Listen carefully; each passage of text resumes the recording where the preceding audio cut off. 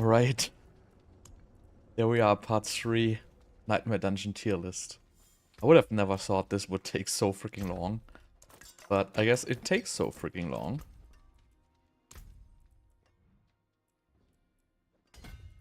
So...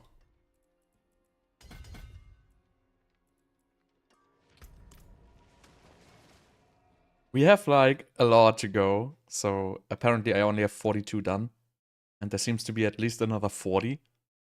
There might be some more, which I didn't discover yet, but this is the ones I know which there are still.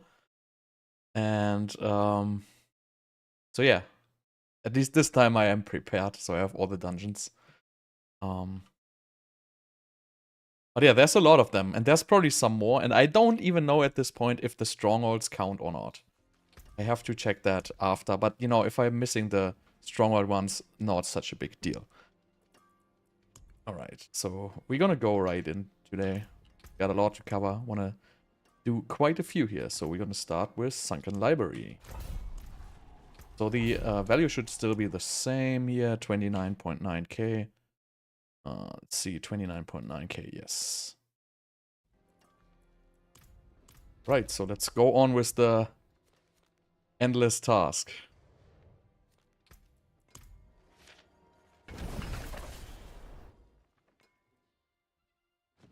Hey boss, how are you doing? How are you doing today? You excited for some nightmare dungeons?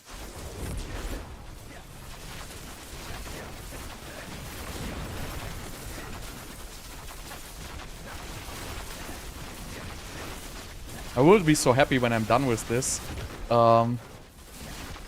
It seems like the rotation is roughly half of all existing nightmare dungeons.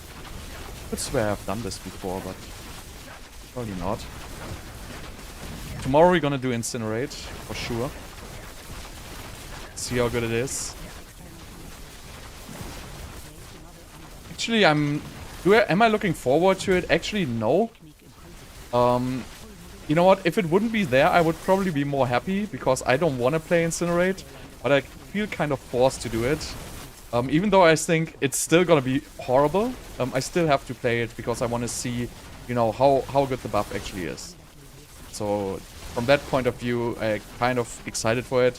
But besides that, well, the only good change is the enchanting quality of life fix there, I guess. Which is, you know, kind of good. It doesn't really matter to me, because I always used to spam with my mouse button on the right position, so I used to replace all the time, yes, but it didn't really matter to me so much, because I would not want to keep my old stat anyway. If I was enchanting, I was going boards on the walls anyway. So for me it's not really such a big difference, but I see that it's actually a very, very good quality of life change there. So the next very good quality of life change there would be obviously to, you know, when you're tempering, just keep the temper you have been selected before. And, you know, a couple of other things. But besides that, I'm not really so excited. I'm more excited for the PTR stream. And if they really dare to... I did this dungeon already. If they really dare to put the PTR on the start date of Path of Exile. Because if they dare that, that's essentially war. So that will basically mean, you know, that would be really, like, freaking fucked up. Cannot say anything more about that. And I would highly encourage people to just not play the D4 PTR and just go PoE. Because that would be just such a horrible thing to do if they decide to do that. And I'm for sure gonna do not gonna play the PTR if it's on the same launch date than Path of Exile. So I for sure did this already. But this was Sunken Library. I messed this up. I for sure have Sunken Library. Maybe I misspelled it or something like that. Yeah, there it is. No, Sunken Runes. Maybe I misspelled this here, and this was for real Sunken Library. Because this has kill 3 and key plus door. I'm pretty sure this was Sunken Library, actually. But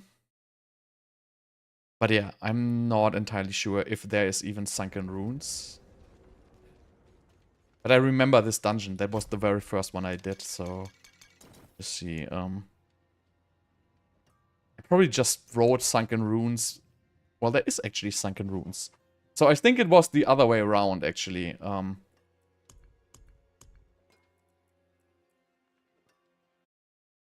But I don't know.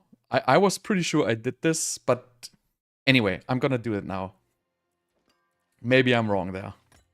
You never know. Because I thought Sunken Library was one of the best Nightmare dungeons.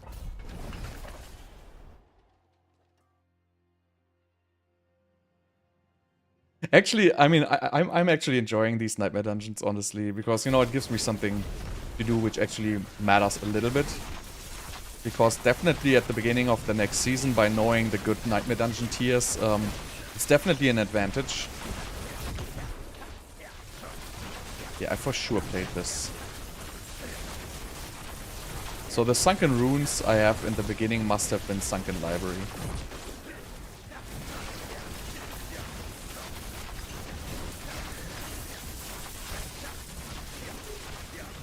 Because I felt like this was one of the best Nightmare dungeons, even though it's taking longer than expected. And this just has like a bunch of elites.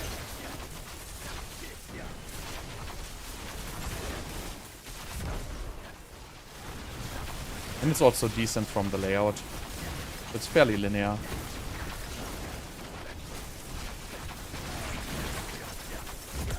And I really hope they buff Nightmare dungeons next season. Kinda have a feeling it's gonna get a buff.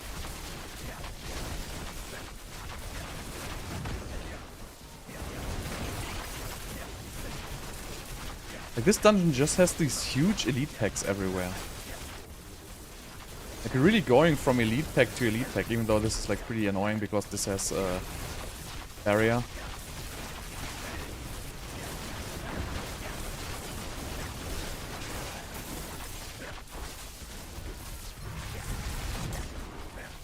So this has kill 3, kill all, basically, right?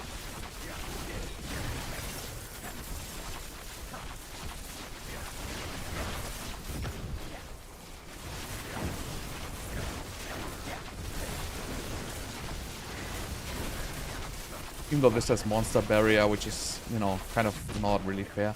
But yeah, so again, like, it spawns like these huge stacks of elites all the time. Even though I failed. Did like a bad walk here.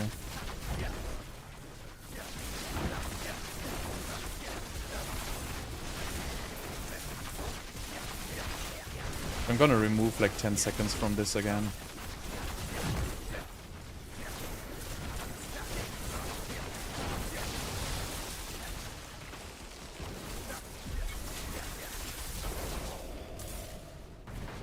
Gonna stop it now.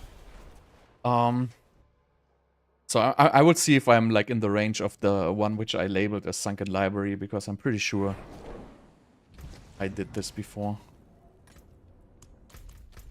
So you always gotta compensate a little bit if you play a barrier dungeon, because it just takes significantly longer because the bug barrier. I don't even think the barrier's bugged. I think vulnerable doesn't work against barriers, and then basically Sorc just loses like 80% of the damage. I think that's what's the story there.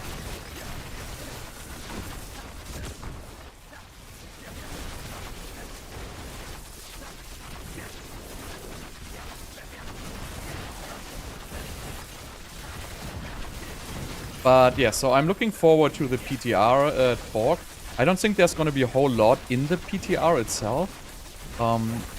It's probably going to be very minimal. I don't even know what's going to be in there. I have a feeling there's just going to be like some class balance in there. But maybe there's going to be something surprising. But I kind of don't believe in it. I kind of think there's not going to be anything interesting in the PTR other than maybe some balance changes. Maybe some random new aspects like they always do. But yeah, we will see. It's going to be on Tuesday, right? Yeah. Is it on Tuesday? Because why would you do a patch on Tuesday and the campfire on Tuesday as well? That kind of doesn't make any sense, right?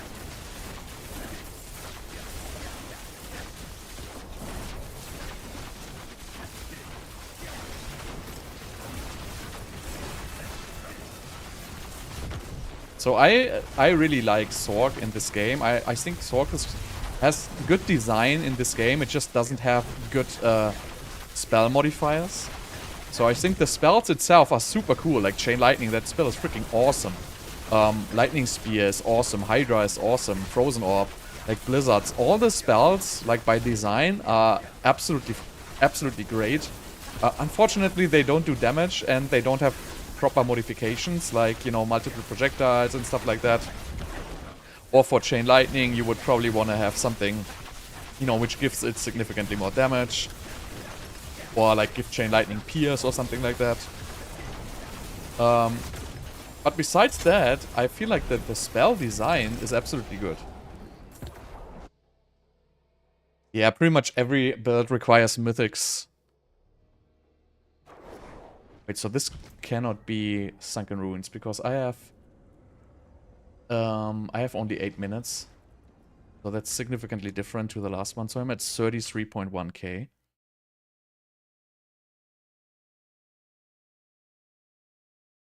Oh, this was also at... I'm pretty sure this is going to be the same dungeon. But I'm just going to put it again. I think this was not Sunken Ruins. I'm pretty sure this was the ones I just played, Sunken Library. And I have to play Sunken Ruins still. So let's see where I've been. Where's my Sunken Library? There. So we have...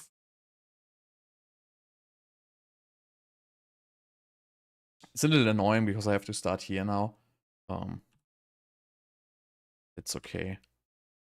What did I say? 33.1k.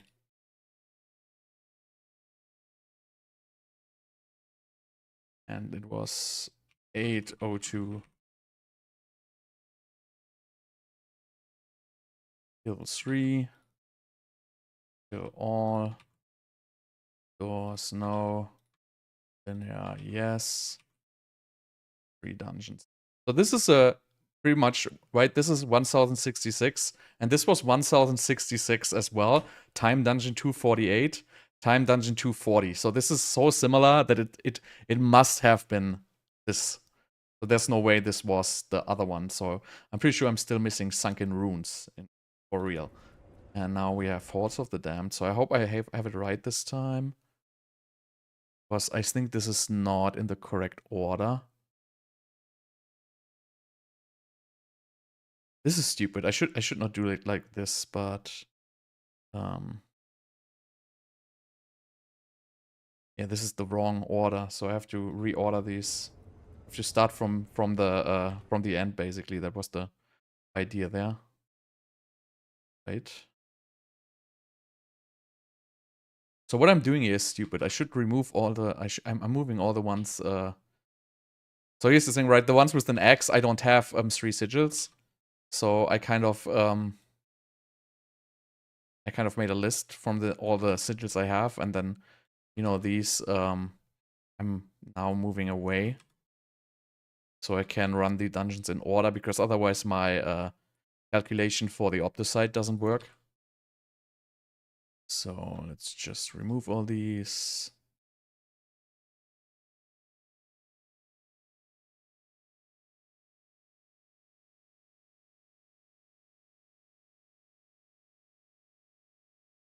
No, I'm not picking up the runes. Because, so I'm basically not opening chests, I'm not picking up runes, I'm not picking up items. Because I want to have like an accurate result. And if I would pick up stuff like that, then I wouldn't end up with different results per dungeon. So that's why I'm not really picking anything special. I also ignore butchers and goblins and everything. So I just have the most accurate result here.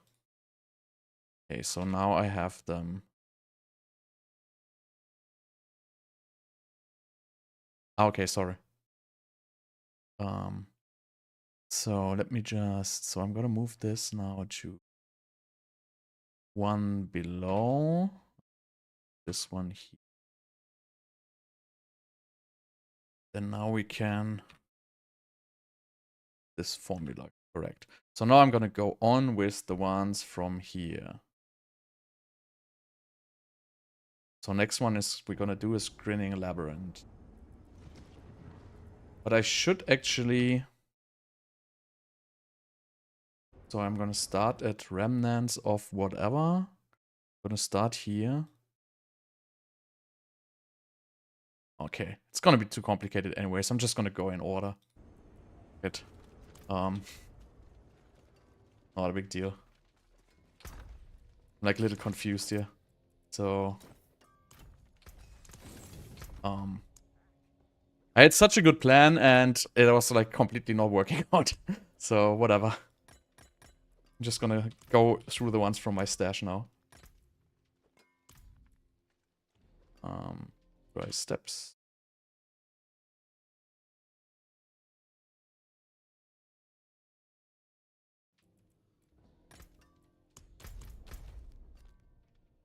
Never did this one. Let's see.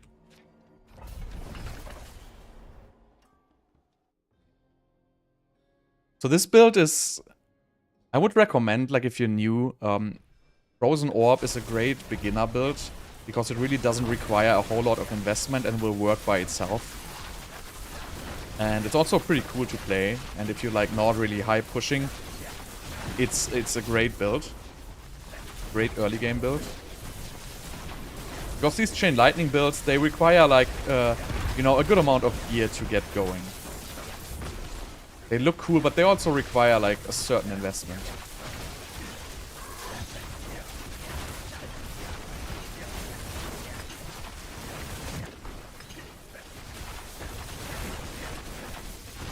Butcher follows you forever, basically.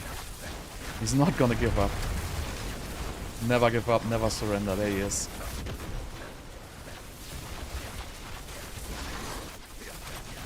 So maybe now I can get rid of him. Yeah. Wonderful.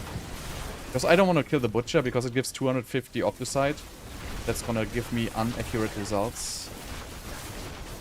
Good I'm not a Spiritborn which auto-kills the Butcher.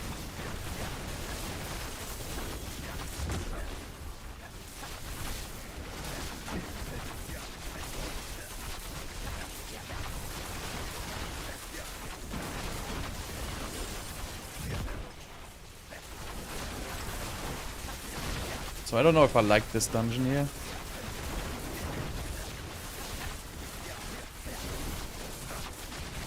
Looks not very linear to me.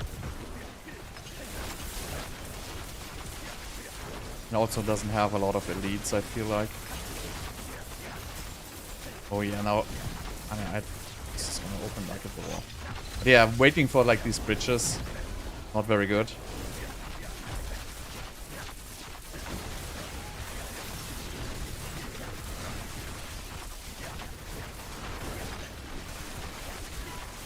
Not gonna go where the goblin is.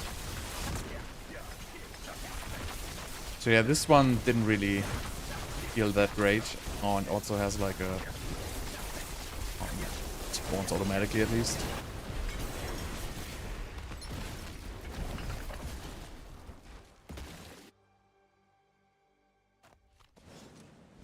Problem with Necro is it's freaking annoying because the minions don't target properly.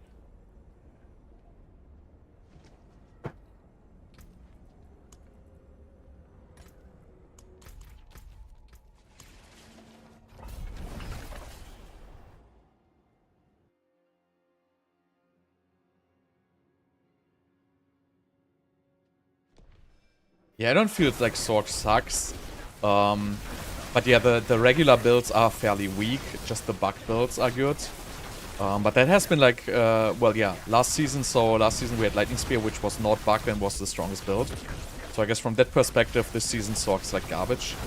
But yeah, the top tier pit pushing builds are just unplayable basically on Sorc. I mean, they are not unplayable, but you know, they're not very enjoyable to play. Let's just put it like this. And then the best pit pushing build, which doesn't really require heavy fishing, is Fireball. And Fireball is still annoying because certain map layouts you just can't play. So I really don't like that. In general, like the pit layouts and the monster sets and everything, there's so much RNG involved. I feel like too much RNG is not good for a game.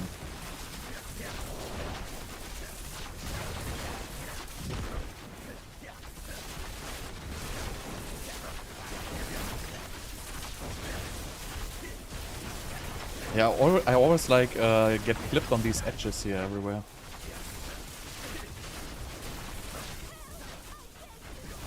Even though I don't think the dungeon is all that bad.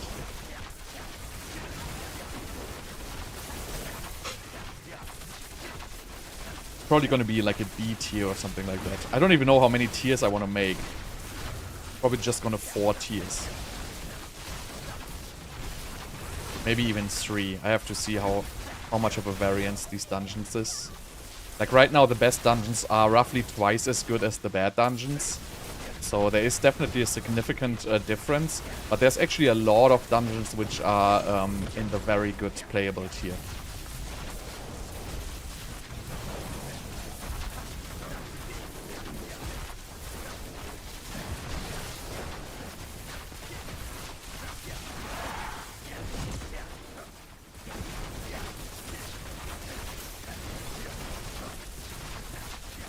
I mean, this dungeon has okay elites, honestly.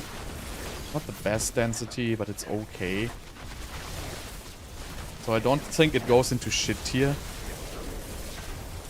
Yeah, basically great, good, don't do. And maybe there's gonna be a force tier like godlike or something like that, you know? Like a god tier or something like that, like the Uldur's Cave. So I think that's... but there's just gonna be like 2 or 3 dungeons in that tier, most likely. Maybe just 1, honestly. Because most of the good ones are within the same range, with like roughly, you know, 28 to 30k Obducite per hour. But that's without, obviously, opening chests. So with opening chests, killing goblins and stuff like that, you're gonna be a little bit higher. So you're probably gonna be like in the 30 to 32k range if you're like really fast.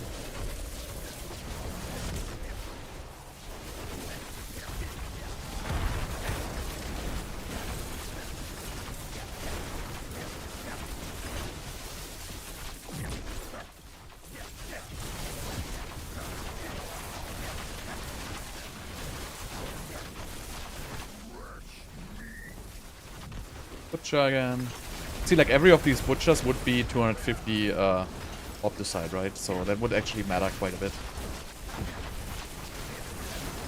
Wait, I'm done already?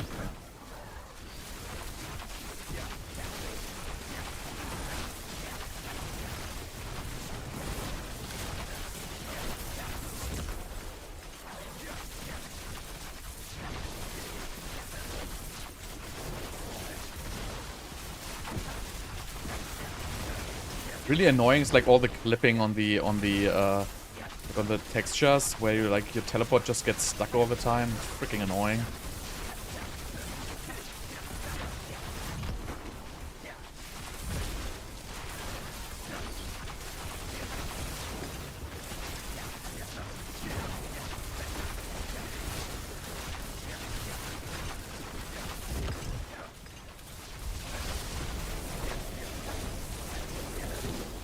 No, the Butcher is in the game. It appears in Nightmare Dungeons and it can appear in Infernal Hordes. So it just drops like a bunch of... I think it drops some legendaries, like 2 Nightmare Dungeon keys or something like that. So it doesn't really do anything, to be honest. Like it's rather annoying. But in a Nightmare Dungeon it drops a 250 Obducite, which is actually a pretty good reward for... you know, a 3-second kill or 5 seconds, how long ever it's gonna take.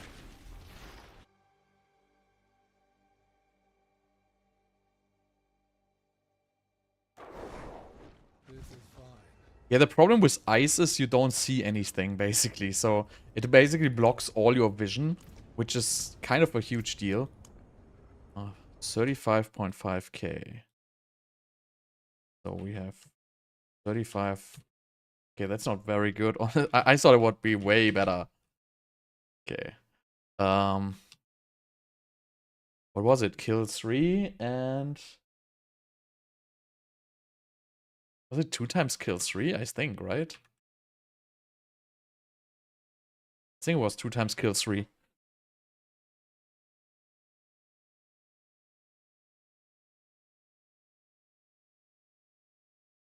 Okay, Beast Graveyard.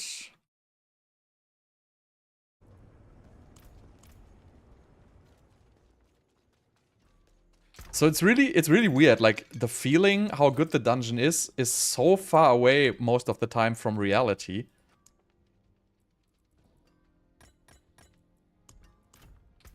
I really didn't imagine this to be so far off all the time.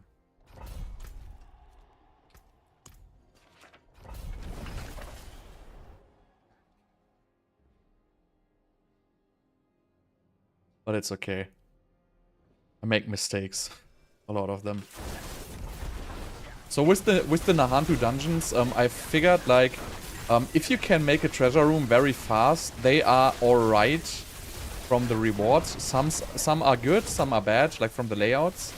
But you cannot really count the treasure room in. So it is just too much RNG involved if you can get in and if you can get out, not get in. So I cannot really do the treasure rooms in my tests here. But I think in the end, the treasure rooms are partially worth it. It's basically, if you happen to, you know, stumble upon the objective and you can directly open it, it's going to be very well worth it. If you don't, then it's not going to be worth it. So basically, just by RNG, you might open it once in a while, but if not, then you don't want to do it. And here's the problem with these dungeons. They're just huge, and you have basically no freaking clue where to go. Which is this dungeon, for example. Like, it is... right, if you have to open the map, like, to find your way, because it's just, like, such a huge area, that's by design already, like, cannot be a very good Nightmare dungeon. So... but there was some good ones, actually, from the Nahantu ones. But this one, for example, is going to be a horrible one. Like, you don't want to have a huge open space where, you know, all these packs are just non-elite, so it's basically just a waste of time killing them. Obviously, sometimes you get a good pack here and there, but in general, I feel like these dungeons are not worth it. Even though sometimes you get a good amount of elites. But I've yet to find one with a good layout, maybe. You know, there was one which had a very good layout, which was very linear, and it was like large tunnels, which you could easily follow. This, for example, is like absolutely non-linear. It's like completely out of control where I want to go. But, you know, we're killing a decent amount of elites here. Which is not bad. So these... I probably put all these like somewhere in the A tier or B tier, depending on how good the dungeon is.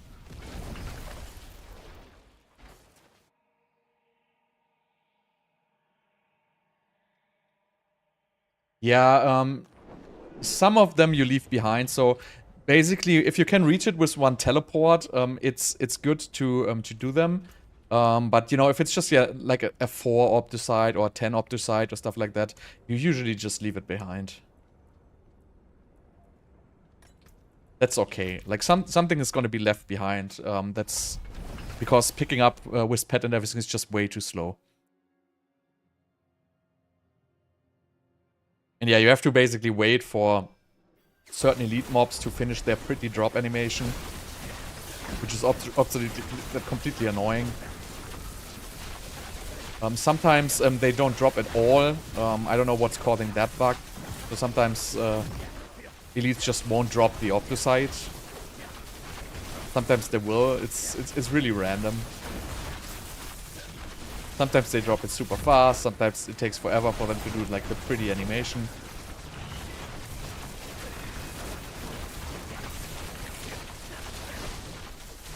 But overall, it's worth playing every elite pack, basically.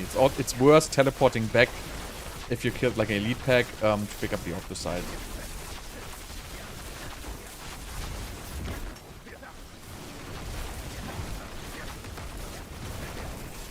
See, like this one, for example, doesn't drop it. Sometimes also you don't notice it being dropped because you pick it up before it actually appears on the ground. But there's some very, very weird interactions with looting in this game, which I don't fully understand. Okay, so we have the same problem. No clue where to go. I They should just fix the pickup radius, because, you know, in Season 5, the pickup radius in Helltide was actually huge, and it was reverted back to, like, this little bit you basically have to step right on top of it. And that is a huge issue, actually, because even though if you're, like, sometimes next to the stuff you want to loot, you're not going to loot it, and then you're going to teleport away, and then you're going to have to teleport back. That's a horrible process there.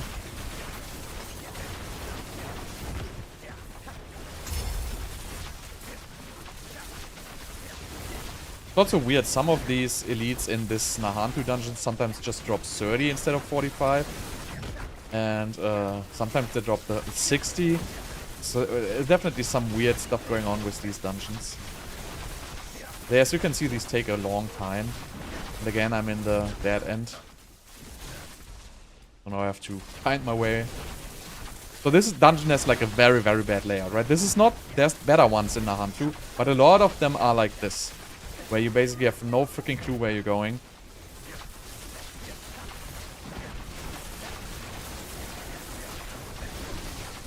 And then all of a sudden, right, you find the boss.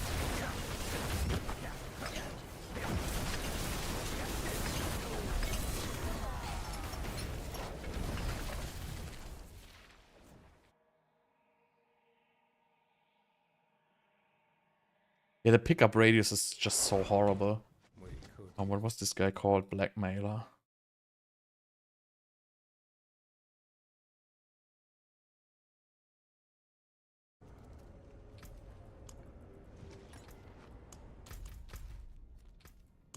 But you know, maybe we find one very, very good dungeon in Nahantu. It's possible. In Helltide, it's so horrible this season, really. Like, in Season 5, with, like, the, what was it called? Like, the Helltide, whatever, like, the thing you click to give you more monster density. Completely forgot how it's called. And the very large pickup radius of you and the pet. Like, Season 5 Helltides were freaking amazing. And I personally absolutely hate Helltide, but Season 5 Helltides were great. They had like double the mob density of Season 6 Helltides, and the pickup radius was just so freaking awesome that you were like banking on Obducite so freaking fast because you would just pick up everything automatically. And now it's completely gone back to shit, basically. Like now mob density in Helltides is completely awful. It sucks. And no, not Infernal Hordes. I mean Infernal, not Compass. A Faceless Mind Cage? No, something with Mind Cage. Profane Mind Cage or something like that. Yeah. So that thing, just put that thing by default, right? Put the mob density of that Mind Cage in Helltide by default. Because that was awesome. And you know why they probably do not keep it in there? Because it was probably causing server issues again. That's my best guess there again.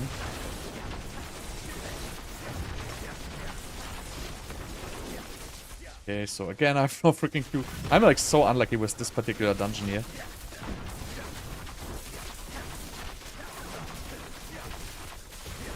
Wow, come on.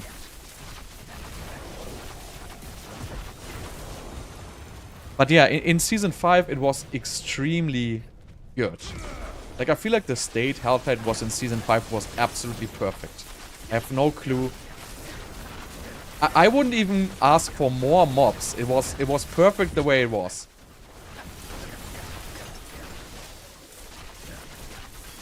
And now it's complete bullshit. Like, all the fun is gone. And I don't even get it, because they said before Season 6 that they're gonna bring back the Mind Cage somehow. Obviously, it doesn't work with increasing the monster level, but I thought they would at least bring it back for, like, the density or something like that.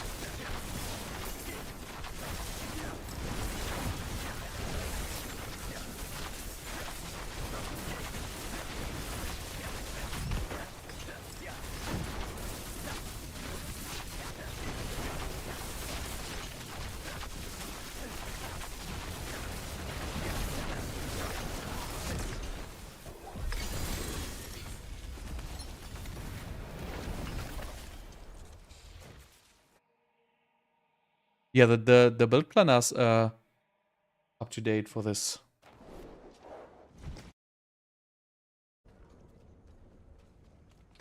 It hasn't changed since then. I made the build on 6th of November or whatever. And it's completely up to date. It's exactly the build I'm playing here.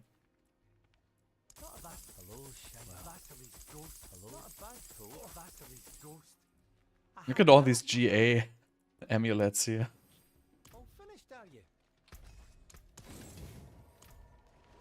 So really, like, running Nightmare Dungeons in the very beginning is very, very good because of the obols, because gambling for unique items is in the early game is by far the best way of obtaining your unique items. Like, much, much better than running bosses, actually. Oh, why is this formula gun? So 38k. In 8 minutes, 47.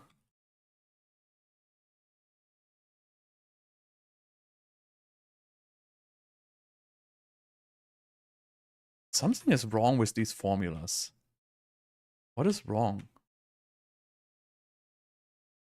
Anyway, so this is freaking horrible.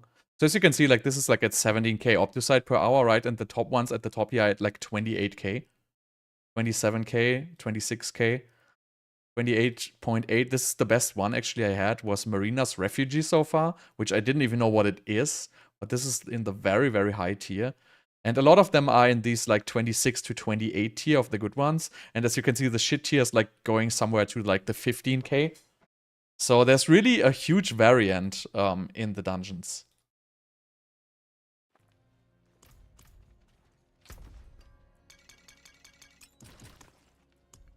Okay, so now we have hallowed stones.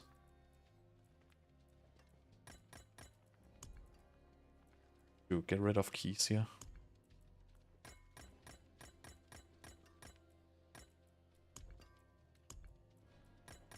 Hallowed stones.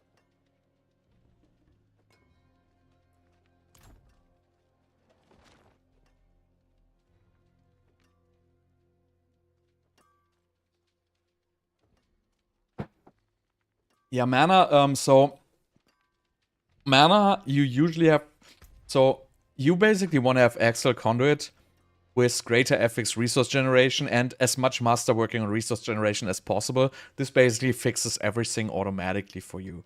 So this is the most important if you have like any kind of mana trouble. Usually this is just gonna fix it by itself. You don't even need like Starless guys or stuff like that. It's all nice, but the pants usually with Conjuration Mastery, Conjuration Mastery gives you like very, very high mana regeneration, and it usually just fixes it itself. So hallowed stones, let's go.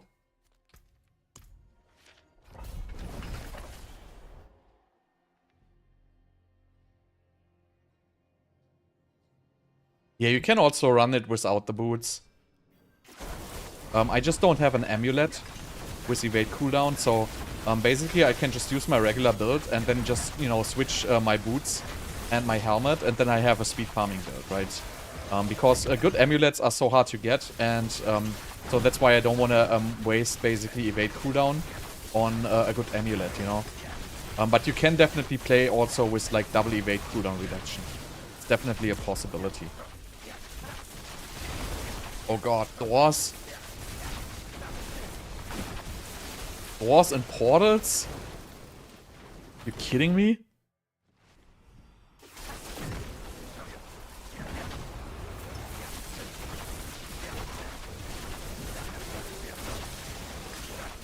Alright, this is not gonna be one of my favorite dungeons. I'm probably just gonna run this once or twice.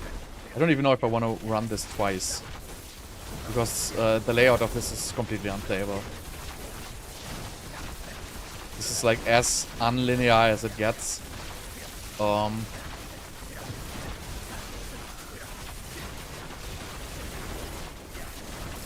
Shitty density. Doors. But these doors sometimes you can sometimes teleport through them, but not always. Okay, but it's fast though, if I'm already at the boss room. But these super fast dungeons are usually not the good ones.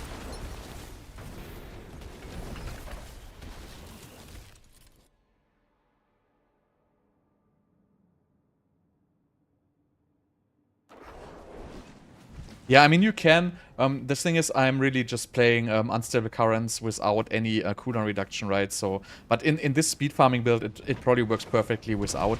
But if you don't play Shako, right? If you switch to Air of Perdition, you will need something to get Unstable Currents cooldown. So you will either need Orange Herald or you will need the Rune Word. And I can basically, by getting Unstable Currents on Amulet, you can basically run it without something which reduces cooldown. Which basically saves you one aspect slot. The unique aspect from Axial, for speed farming, it's not important at all.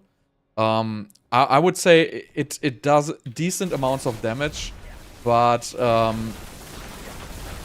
it's not gonna, you know, for speed farming, really not so much. And if you're like in the pits, yeah, you know, with a good roll, you're probably gonna get like 1 pit tier higher or 2 pit tiers higher. But it's definitely not extremely important. So most important is get your build working, right? Get your resource working so your build is actually playable. That's the first thing you want to achieve. The very last thing you want to worry about in a build is doing damage. That's like a complete misconceptualization, which a lot of people do. And why a lot of people don't get their builds running is because they focus on the item with the biggest damage in the very beginning. Instead of, you know, focusing on stuff like resource, attack speed, you know, cooldown reduction, stuff which actually makes the builds going, they focus on the maximum damage. And then, you know, maximum damage is not going to help you if you run out of mana, right? The big explosion on Axial Conduit, it's not going to help you if you don't have enough mana to sustain your Chain Lightnings. So, always recommend to get the important stats first and then worry about the rest later, if at all. Because, you know, if in the end, if you get yourself like 1 or 2 or 3 pit levels higher, it's most likely not going to change anything about your like enjoyment factor of the game. Probably not going to change a whole thing. What makes you enjoy the build is if the build runs smooth. If you don't get out of mana, if you don't die, you're fast, and really just advancing a couple of pit tiers is not going to make you enjoy shit. It's gonna be, yeah, nice, now I did like level 85 instead of 80. Well, what does it actually do? Oh yeah, right, nothing. So, for speed farming, yeah, it's probably not even important at all.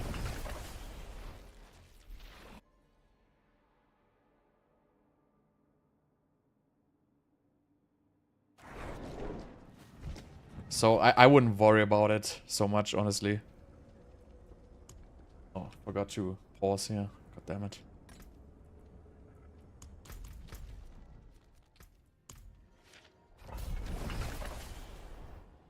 That's funny is you only use Sorc for speed farming, so that's like the base Diablo 2 strategy, right? The very first character you would always make is Sorc because it has teleport and you can speed farm.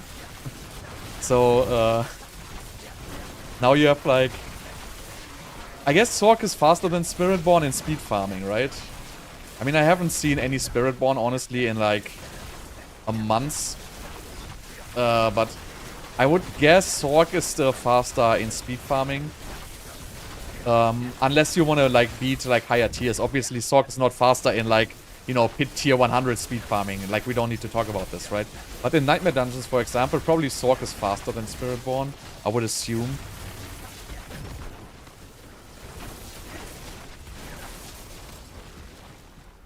But, you know, I'm already looking at next season, because this season I don't care about Spiritborn. It's like so completely busted. Even though it's fast, you know, it's not gonna be staying like this next season, right? So right now it's just bugged.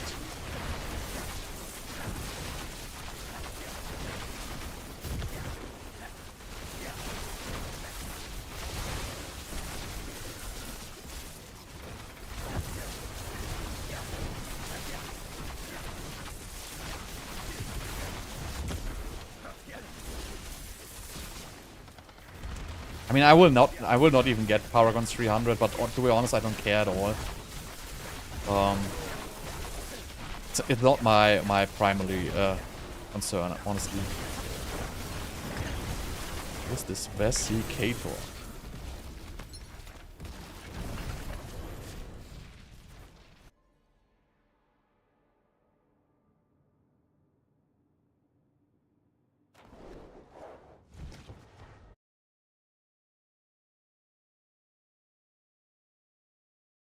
so we have 39.8. See, like, these dungeons are just so bad.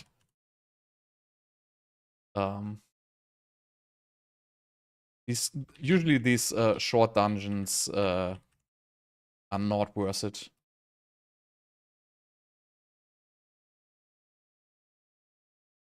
See, like, go straight. I mean, it's not shit tier, but it's like close above shit tier. Okay, Faceless Shrine.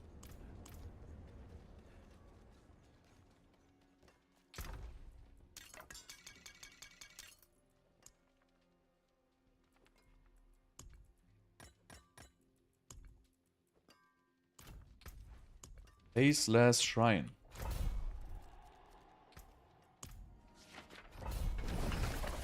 I could swear I did this before. Isn't this the very, very fast one? It's like these kind of sanguine channelers.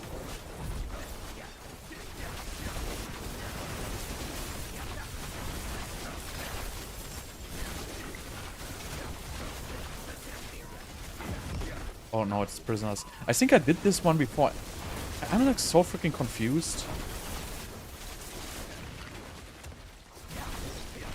I don't know what I did when I made this list. But I could swear I did this before. I have to check after this.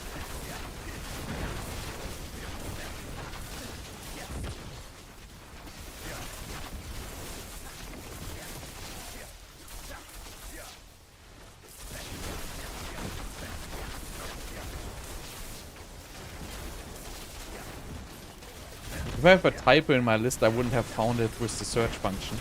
So that might be an issue there. I think I did this.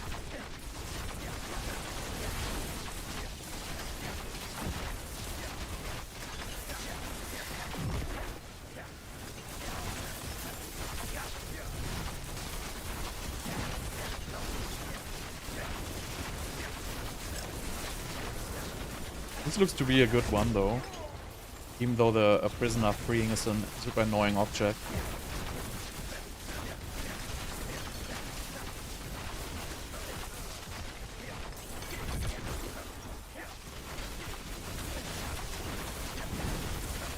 Right, and the last blood obelisk is always in front of the door.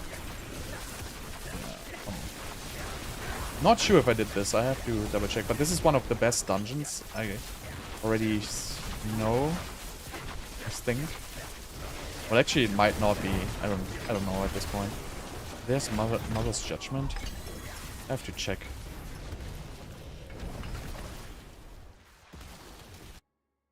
Yeah, doors should just be removed. I mean, they removed all the doors in the Rift in D3, right? For exactly that reason. They're annoying. So wait, Faceless Shrine.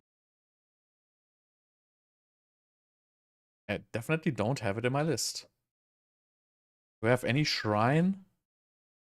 No. Do I have any face? No. Alright, so I guess I didn't do this.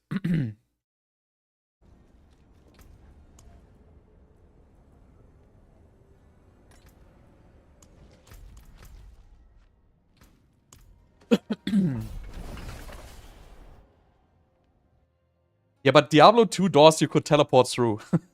All of them. But the difference is with Diablo 2, Diablo 2 was much, much slower, so it didn't really require, so it wasn't a problem to force, like, precise clicks. Right, D4 is extremely fast, so going from an extremely fast pace to, having to, deliver a precise click is a freaking issue. If you could just press a hotkey to interact, it would be much, much better. But I can't. I have to precisely click this. If I could just stand next to it and press F or whatever I want to do to activate it, it would be no issue. But I have to click this. And that's a real issue for me. It just doesn't match my my pace of gaming, and it forces me to slow down, which feels annoying. And that's the same with like these objectives and with doors, whatever. It's super strange that I don't even know why you can you know, put an interaction button, but then you have to precisely click the item, right? Usually, if you go next to an objective which you can interact with, then you usually have a button interact and you interact. Like, that's how it's in, like, World of Warcraft or in other games like this, right? But in this game, no, I have to mouse click it. And I don't even have to mouse click, I have to hold my goddamn mouse click until the objective finishes. So, I don't know what's the deal with that. It's just so bad by design, and I don't know why you would create something like that. But, you know, maybe that's too complicated for me to understand why it has to be. It probably has to do something with the console, because the game is like console first, and it probably is something which is required by the console to like hold a key or something like that. Not sure.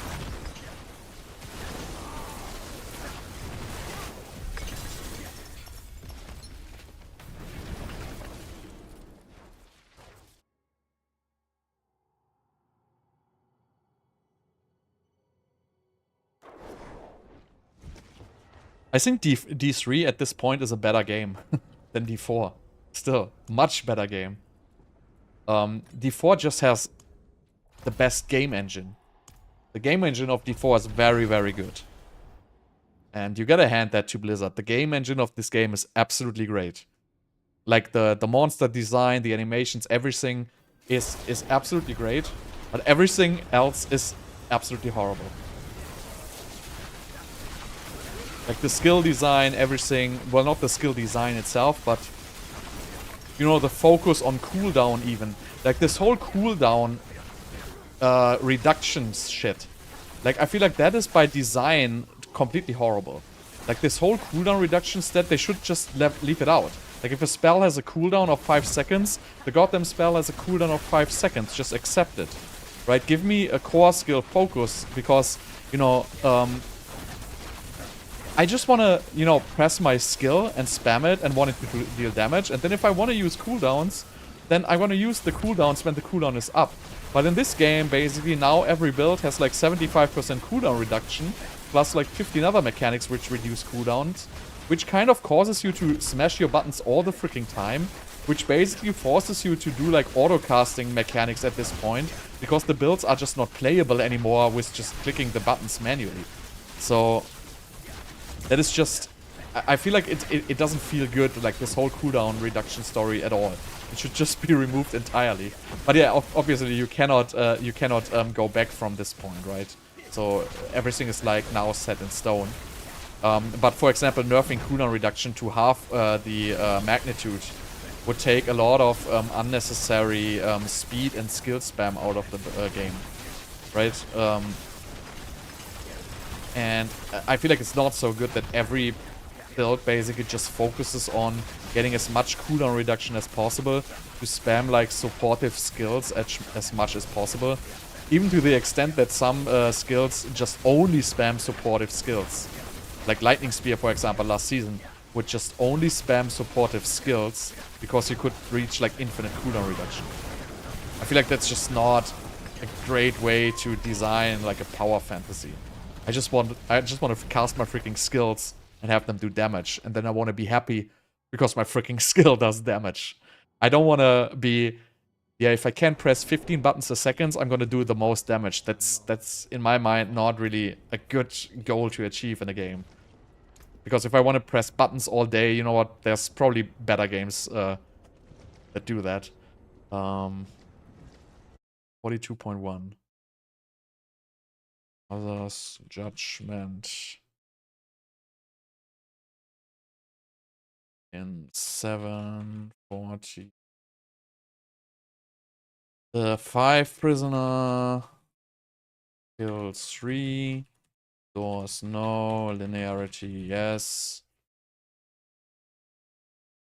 What was that even?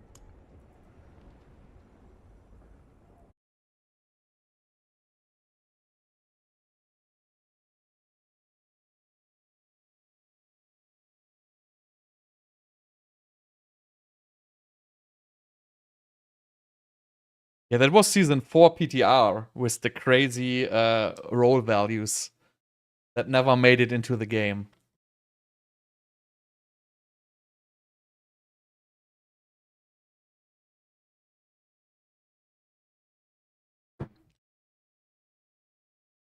the main theme of this quest?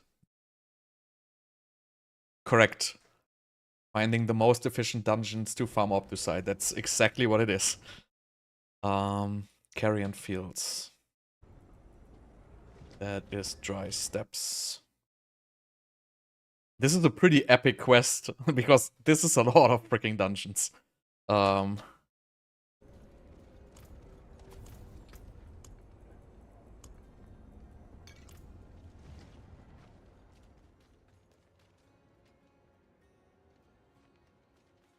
Yeah, in the very beginning, but you couldn't get a lot of cooldown reduction. Because it was... So, in the very beginning, you couldn't reach 75% as well. I think you could reach like 55%ish or something like that. Which was the maximum. Not sure how much it exactly was, but... Now there's just a lot more items which have cooldown reduction. And also, like, on the skill tree we have cooldown reduction now, right? So... But yeah, this definitely evolved in certain ways. But I feel like the state where it's in right now, it's too much button clicking.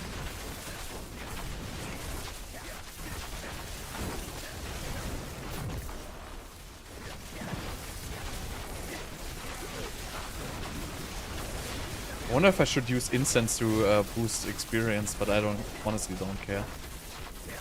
So this this dungeon I'm kind of like undecisive. I think it's not that bad actually, because it's very linear, straightforward, has a good amount of elites, but it also has backtracking. So I'm not sure what I should think about it yet.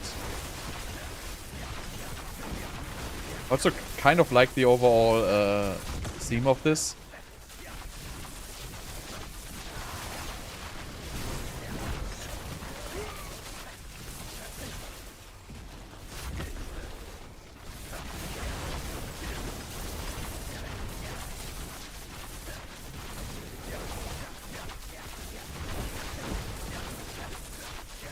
But the backtracking is actually not that terrible in this.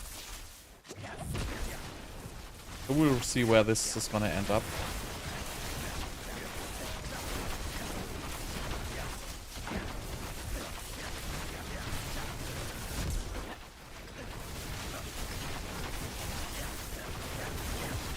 These caves have like a good amount of elites.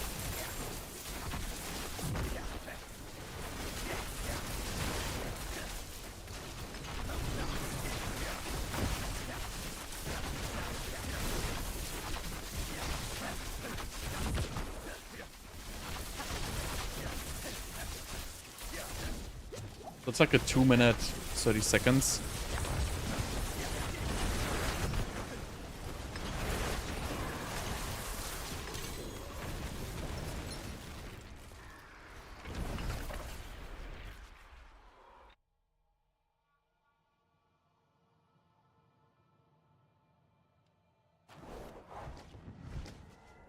I mean, Harlequin is not core for any build which is supposed to be damaging now, right?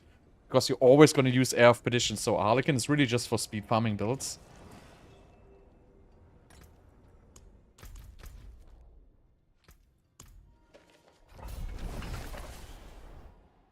Yeah, Andariels is nerfed to shit, basically. Doesn't fit the overall game design anymore.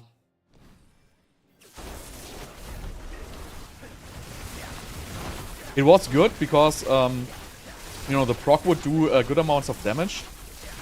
And it was also a great way to get attack speed. But now, since we get the attack speed basically free of like 15 million different sources, there's really no benefit in playing Andariels anymore at all. And you know, the Life Leech was a nice combo with, you know, Axial Conduit. But since Chain Lightning is, well, let's just call it nerfed, because the double cast has been changed to double hit. So you cannot get more than like 10 or 12 Chain Lightnings out. So you don't even need the excessive mana rake from Andariels anymore.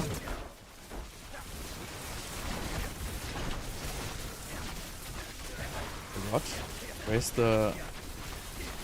I've never seen this looking like this. It's weird.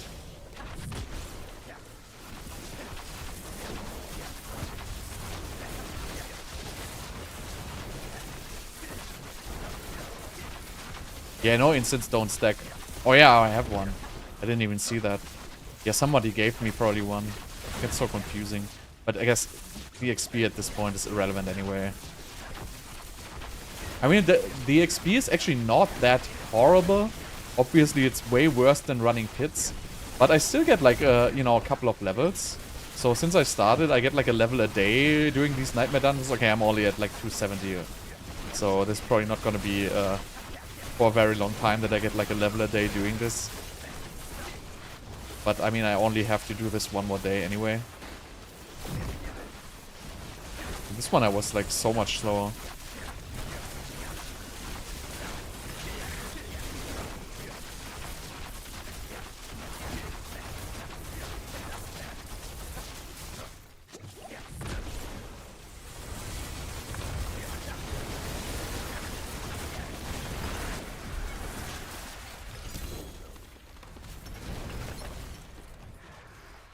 So this is probably also going to go into shit tier, honestly. Because I'm at 2.5 minutes now per dungeon. That's usually not going to be good.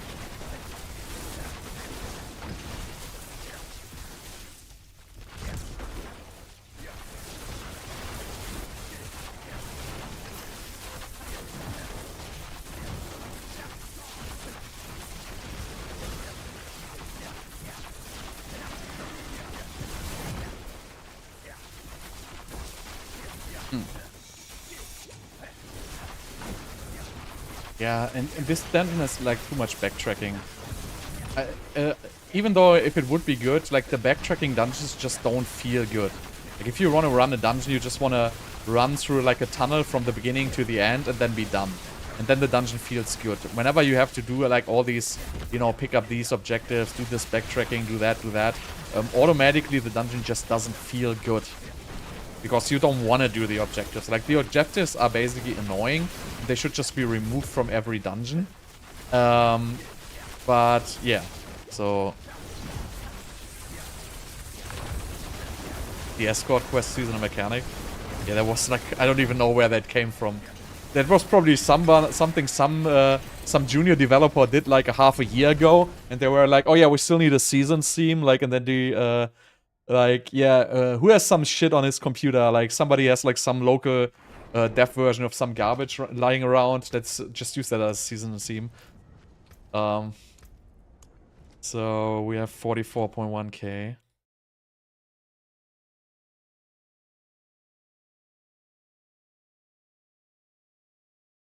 See, shit here. 659. What was that? Two pedestal. No second objective. Doors, no linear. Oh. So this goes straight into shit tier as well. Okay. Forge of Malice. I think I never played this one.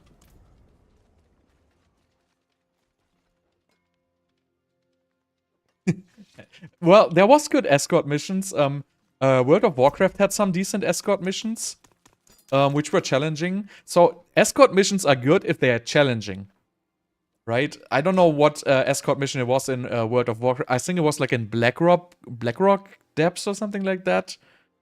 Not entirely sure which, but there was some decent escort quests actually in World of Warcraft. Yeah, they're good basically if it's actually an escort, because you know, you have to actually do something, interact with the NPC, like, you know, work together for whatever reason. I think it was in BRD, the escort in World of Warcraft, which was decent. But yeah, in an ARPG, they're probably gonna be shit by design.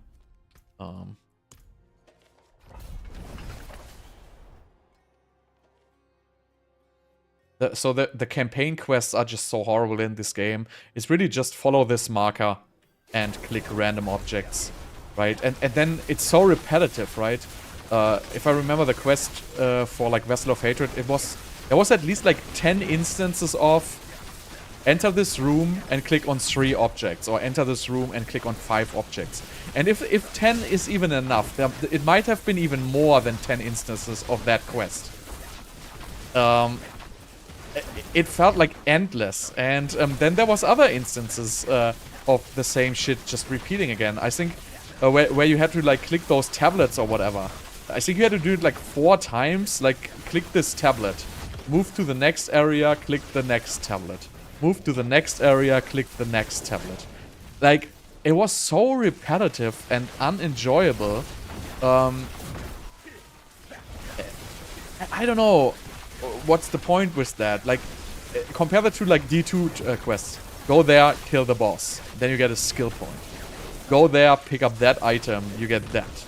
But not like follow a stupid marker and click random objects and do this for like 7 hours until you're done. And you know, it was even hard to continue playing that campaign. Like, I was close to quitting, forcing myself to that campaign. I don't know. I mean, I really can't even express how terrible that campaign was. And I don't understand how anybody could give, like, good feedback to the campaign. Maybe if you watch the cutscenes, right? The cutscenes were pretty much the only good thing about the campaign. Like, the entire storyline, complete shit. Like, nobody even cares about the storyline if you have to follow a freaking marker for, like, 7 hours straight. Like, are you really gonna listen to the story? Like, after 2 or 3 hours, you're automatically gonna transition into, oh, I just wanna get this over. Like, I just wanna press escape as fast as possible. Yeah, the cutscenes, exactly. So, that's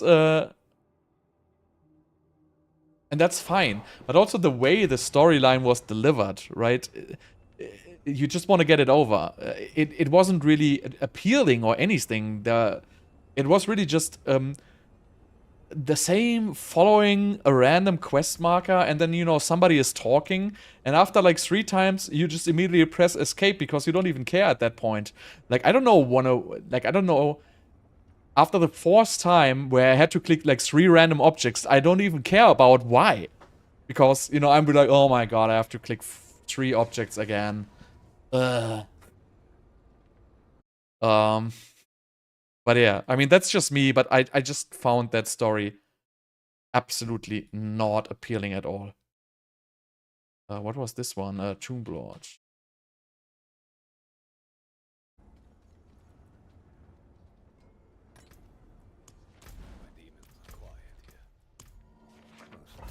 And I feel like it would be just much better, make a shorter story and give it decent bosses. And, you know, don't fuck up the power creep with the bosses. Make them challenging.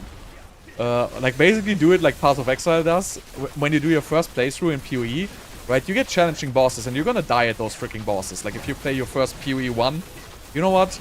You're gonna die at the bosses. You're probably not gonna die in the first act, but you're gonna die eventually at some bosses. Because they're challenging. And the campaign isn't so freaking boring. Like, there's like 6 quests, right? You can see the quests. You just follow the quests, you get some rewards for the quest, which actually do something. You get your skill points, you get your item rewards and whatever. And in D4 you don't even get any rewards, like, so not even like, you know, you get a ring, like, you just get basically some random legendaries which drop, right? Which, you know, who cares if there's random legendaries which drop, because you get littered with those legendaries anyway, so why would you add even more legendaries as a quest reward? I don't know. It's just horrible. And then the last boss was like so freaking unchallenging. Wow, it's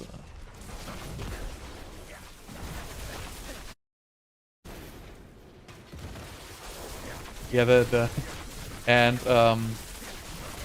I mean, even the very first mini boss in PoE, like freaking Hillock, or whatever it's called, right? If you're sloppy, you know, he's gonna freaking kill you.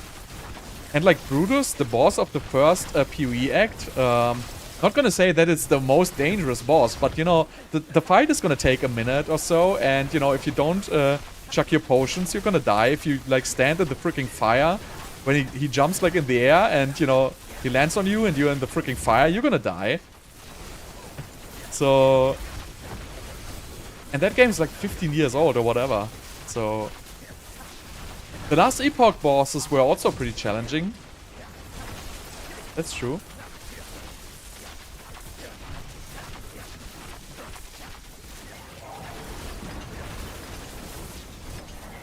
Yeah, I don't think I'm gonna do a third one of this. This is not gonna be a special dungeon at all.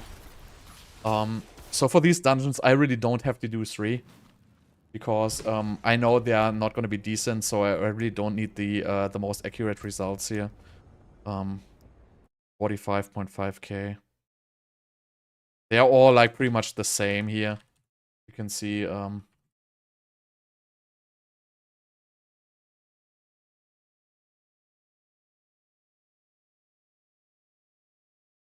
like in the 600 to 700 range.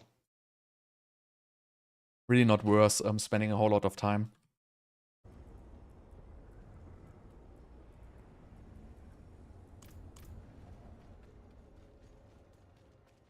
Yeah, exactly. The last Epoch, they just don't have the resources, right? They did a great game. I'm pretty sure they made, you know, a good amount of their money back. But at this point, they're basically... I mean, they're not going to get a huge player base. But, you know, maybe the game can evolve for another, like, 5 years. And it's going to be awesome, right?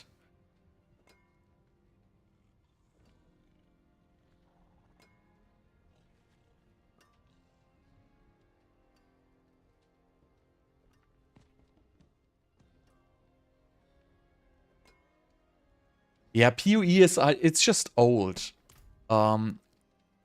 You feel it, right? The engine is old. The game engine is slow.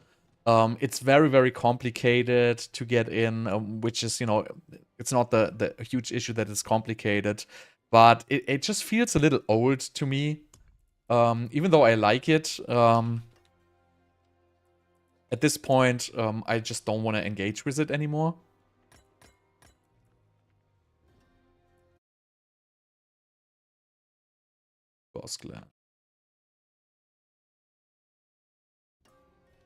Well, PoE 2 early access starts in December 6th.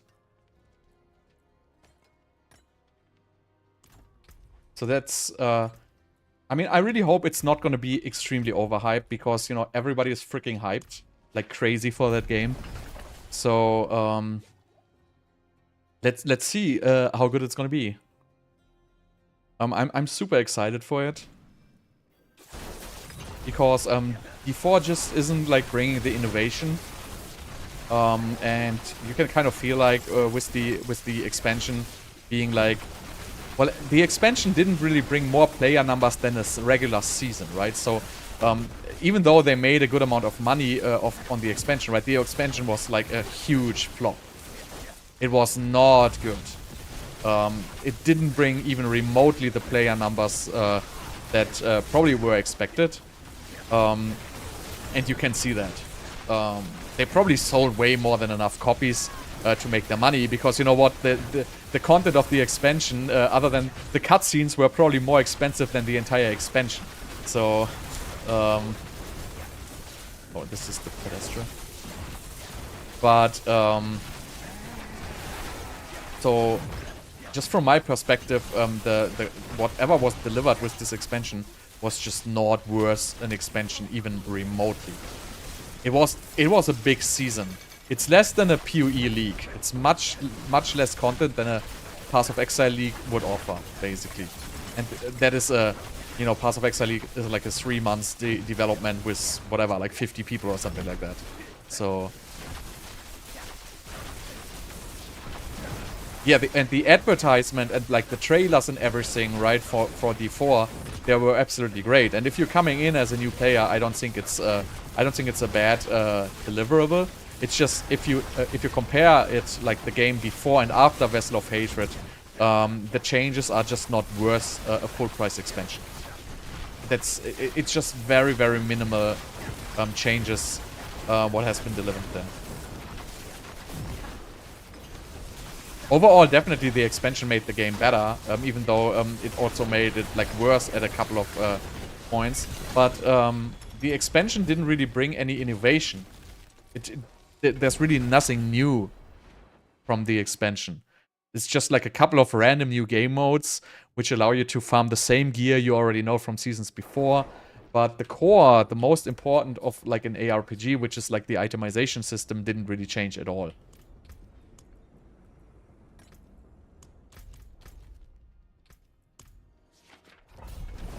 Yeah, new overpowered class.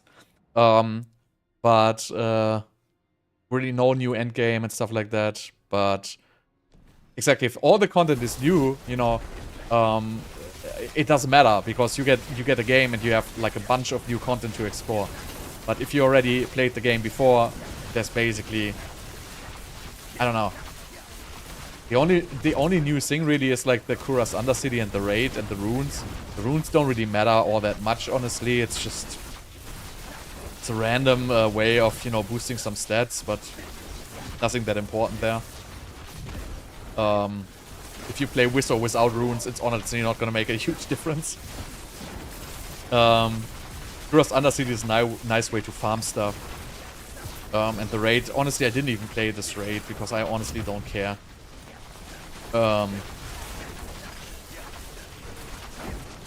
The thing I'm waiting for is itemization and skill changes, right? If they bring itemization and skill changes, they can catch me.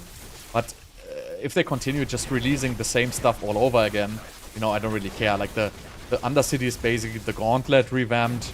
The raid is, I don't even know what it is. It's just a random dungeon.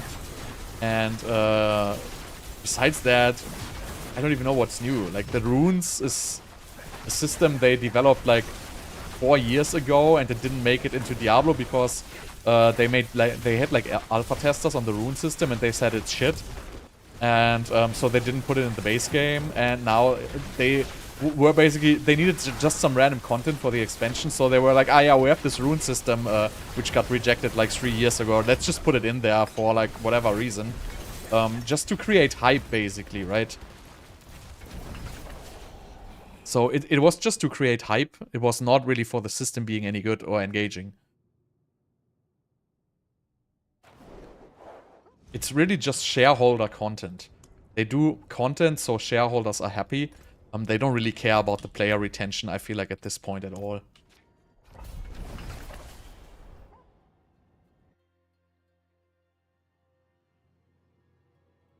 Yeah, and I don't say it's bad. It's just not for me. Just not the kind of content I want to play in a game like this. And, you know, it's absolutely fine to play it. It's just not my content. Simple as that.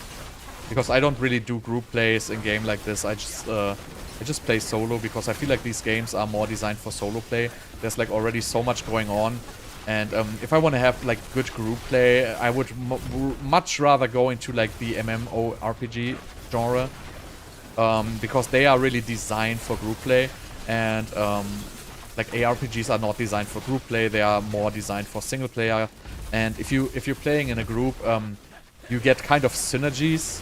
Mostly it's basically synergies for like saving resources. It's not really so much about the gameplay itself. I know if there's like raid mechanics where 2 people have to stand on 2 different platforms, yeah, that's nice, but you know, it's just being built for the reason of building something. Yeah, that's what I say. I really like MMORPGs in general, but right now I just don't have enough time to engage with them.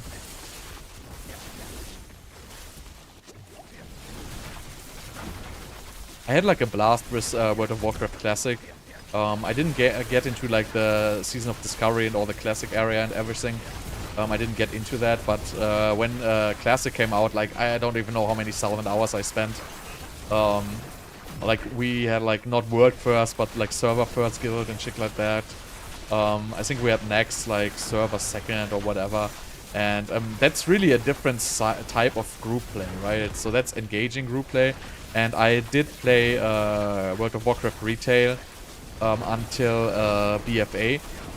And in BFA, we were pretty good in mythic raiding, but, you know, we ended up not getting Jaina done in mythic raiding, so I kind of stopped playing. I think they got it done after the second nerf or something like that.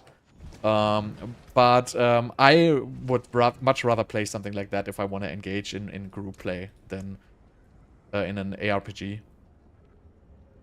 47.7. Okay, this is also not very good. Forgot what it was. Key plus door. And the second one was Pedestra, one Pedestra. I think. I don't even know which direction it was. So it's linear. It's okay.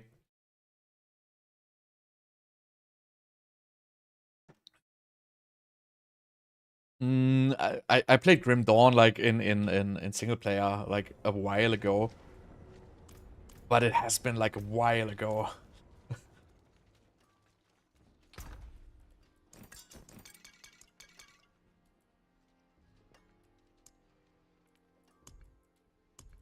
I don't even know how long ago that was.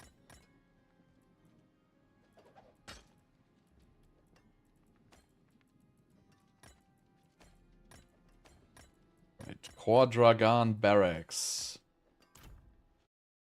Fractured Peaks. Wait, this had a boss. Forgot about which boss it was. I don't know.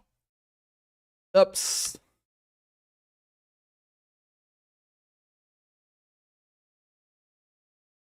I can't remember. Who cares, actually? So, let's go for Quadragon Barracks. They could add more stash depth. Unfortunately, they can't because they apparently suck at programming. So...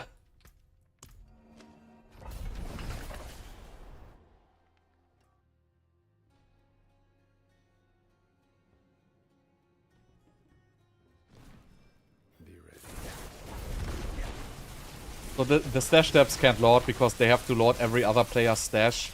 Because somehow the stash is like attached to the player object or whatever. And you know, they haven't been able to fix this for like 1.5 years. And if they want to give you an extra stash depth, they basically have to reserve more server resources for it. I don't know, it's like the most stupid thing I have ever heard, honestly.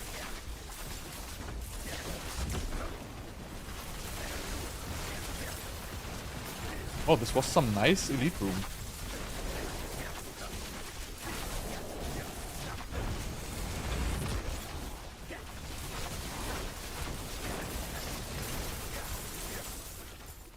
This dungeon might not be too bad, honestly, even though it has doors and objectives.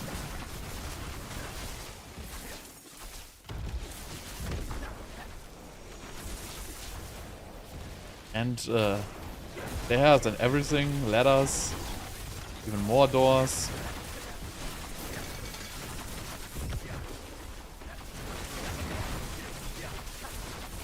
Destroy the Blood Bowl, it's 5. This might be a decent dungeon, honestly.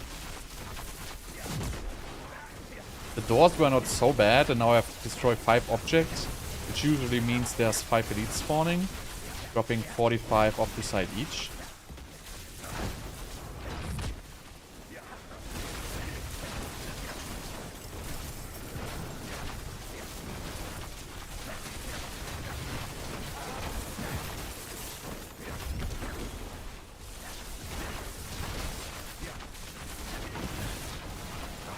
This has a lot of elites. Wow.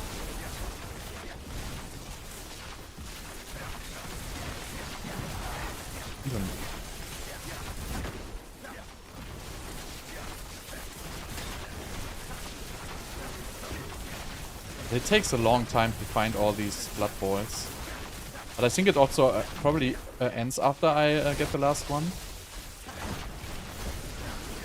I can't find the last one.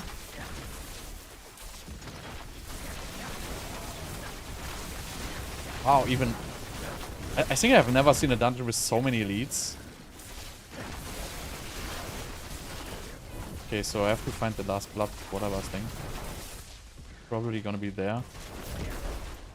Oh, it's there. Well, okay, so if I wouldn't have missed this in the beginning for being stupid,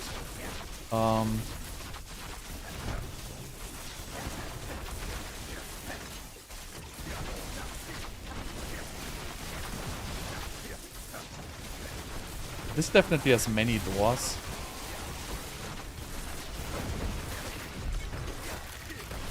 So I'm probably like 20 minutes, 20 seconds too slow in this. No, it's not gonna be top tier, but it's gonna be much better than I thought. But if I had found that at the very beginning, let's see what we average here.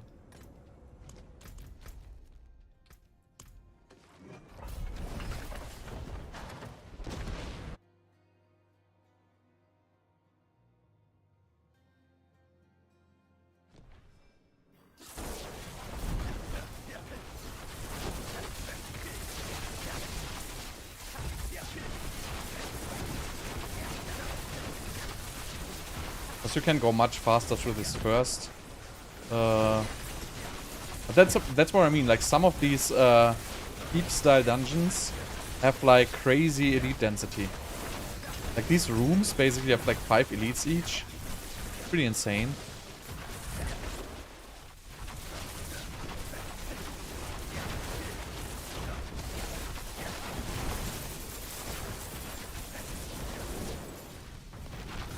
These first 2 rooms give you like 300 Obducite already. Not bad.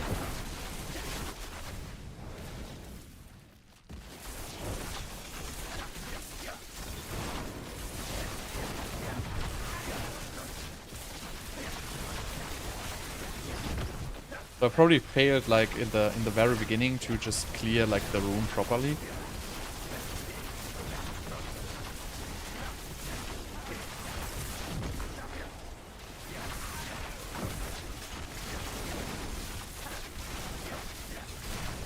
Yeah, like there in the beginning, I didn't miss it. I thought I could maybe go there from here.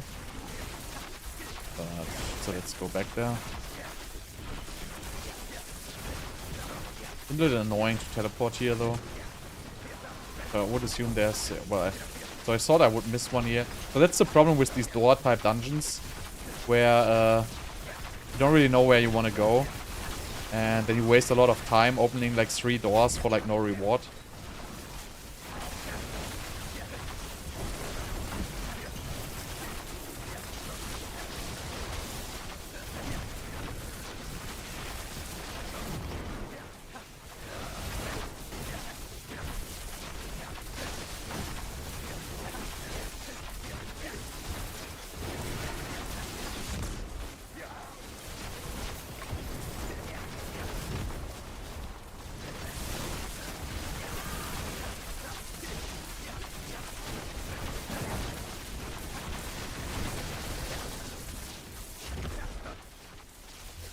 Then you have these passages which slow you down like significantly. I cannot find like the last freaking... So this is really a huge non-linear dungeon.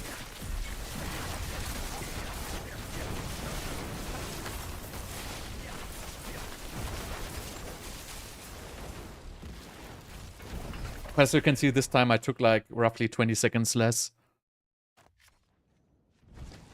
No, you cannot target craft specific dungeons, unfortunately.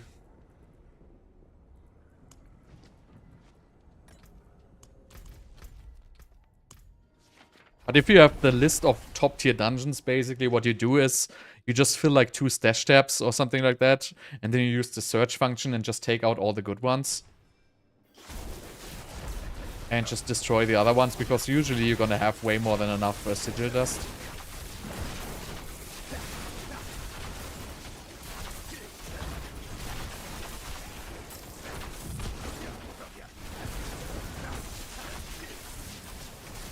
Ah, come on.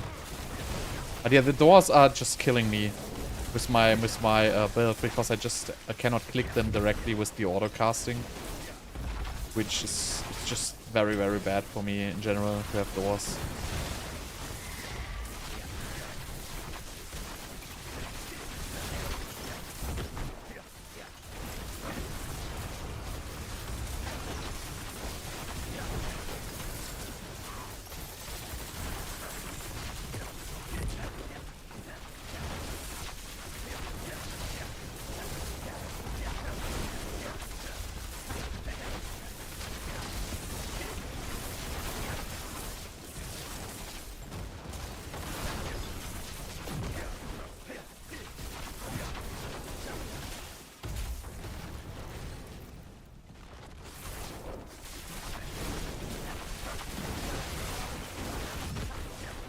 So maybe this time I'm lucky and find the objectives faster.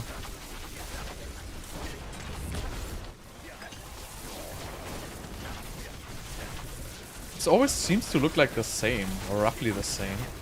This tile set is definitely the same I had last time.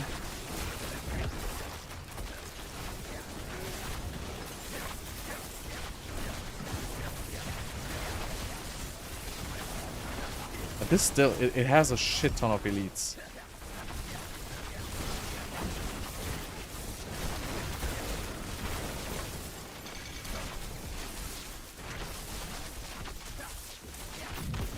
So these rooms I'm not gonna open.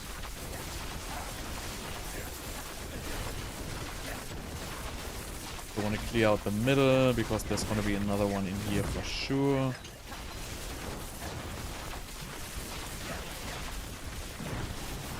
Is that that? And there's none. There it is.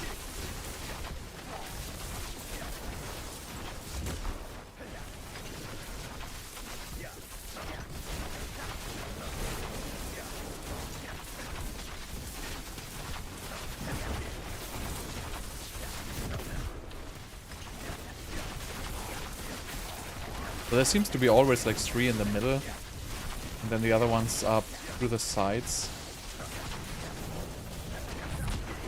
So obviously by learning these dungeon layouts you could get like a little bit more out of it.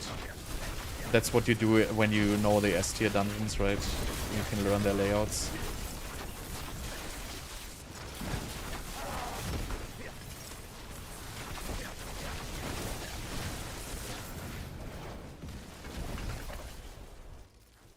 But yeah, so I'm gonna remove 20 seconds from the time for the screw up in the first round. So let's see. So we're at 51.1k. Wherever the formula doesn't work, I don't get it. Okay.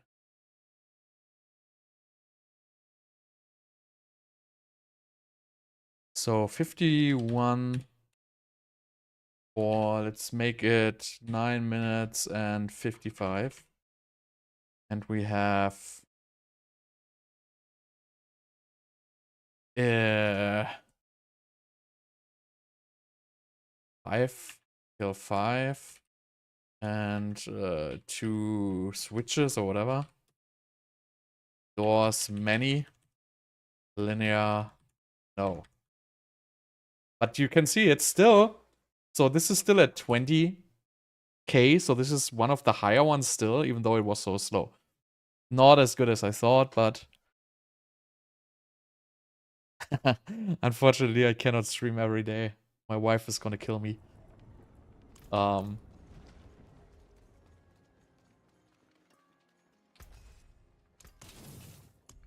So person wound.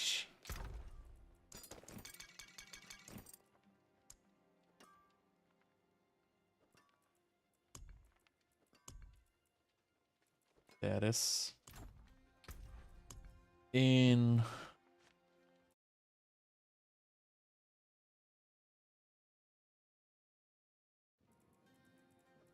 I think I never played this one here.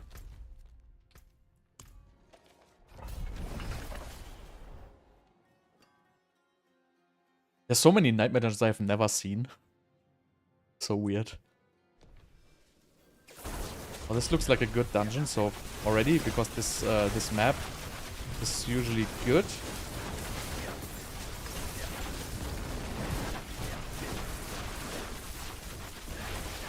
Oh yeah, I remember this. This is actually pretty good. I think you just pretty much push forward until it's the end.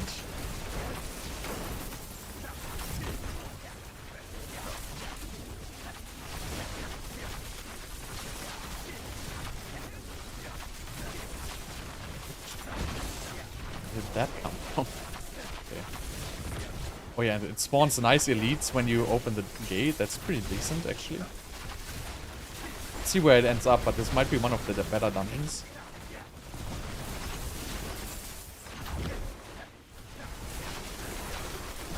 Really just as linear as it gets so far. I think this second part just has like one pedestal or something like that.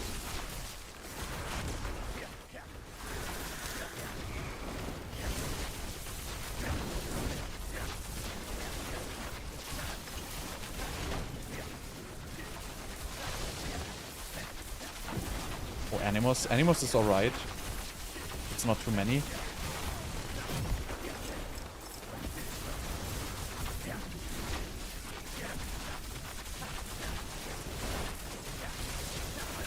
I have a good feeling about this one.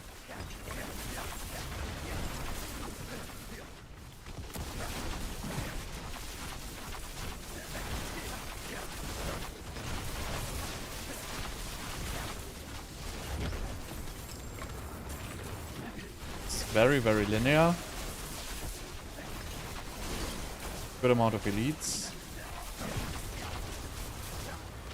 Good objectives.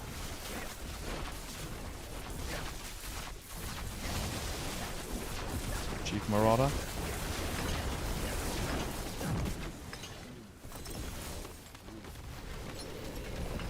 This was decent.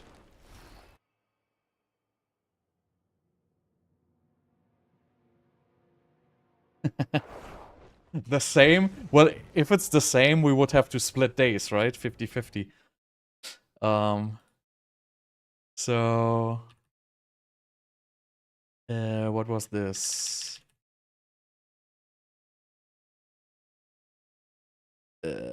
Chief Marauder. Animus and... God, what was the first one? I can't freaking remember. I think it was Kill something. We will see.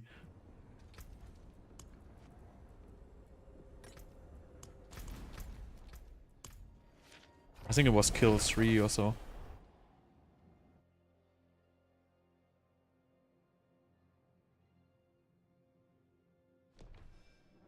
Oh yeah, Kill 3, exactly. Oh, look at this. That's a good start here.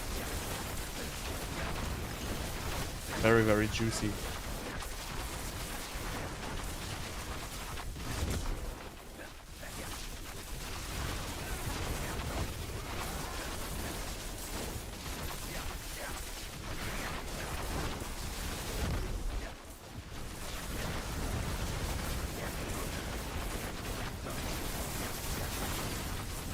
I think you want to go into like these little side ways here.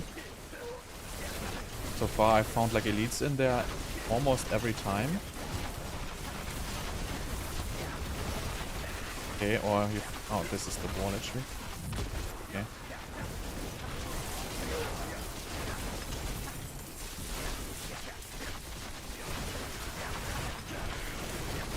They just randomly spawn. I don't know if it's scripted in this map or if it's just random.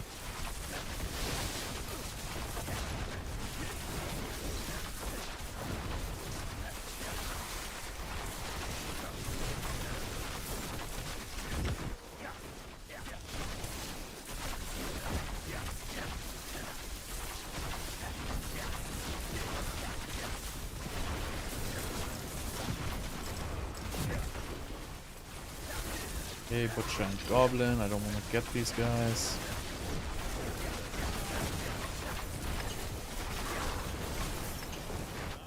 Ooh, Oh, did he pick up the butcher yet? 35. Okay, he didn't pick up the butcher. But he might have picked up the goblin. Yeah, he definitely picked up the goblin, so I have to deduct by 100.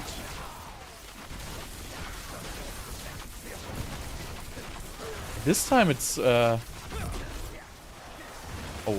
this time I messed. Oh, last time the layout was like so much freaking better. This time it was like completely different layout.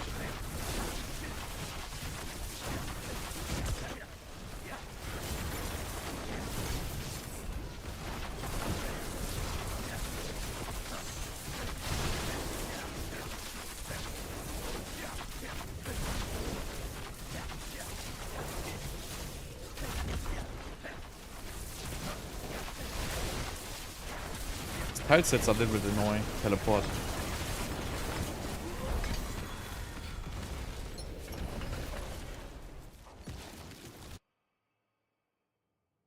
Okay, so I changed my mind. This is not so good. I thought it was way more linear than it actually is.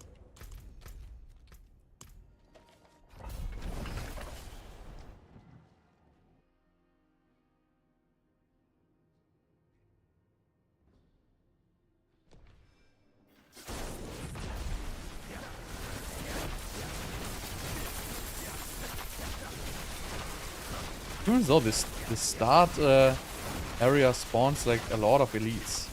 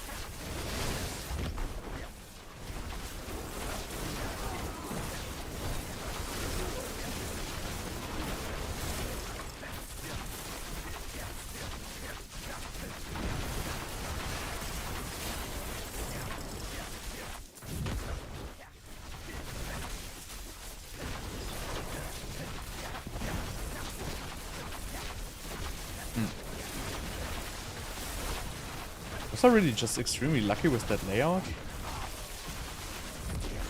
This time it's the first layout again. But this layout was very easy. So now I go here, and then I go there, and then I'm done.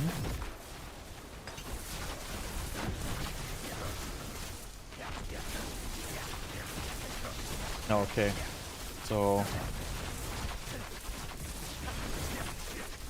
Okay, so I changed my mind. This is not a very good dungeon.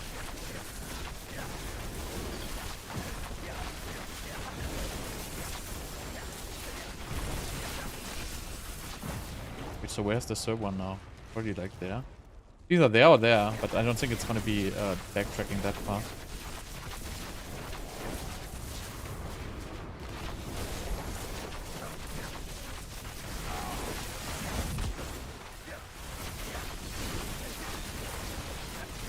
So yeah, that made it, like these layouts in the last part, made it very, very slow. I was just particularly lucky.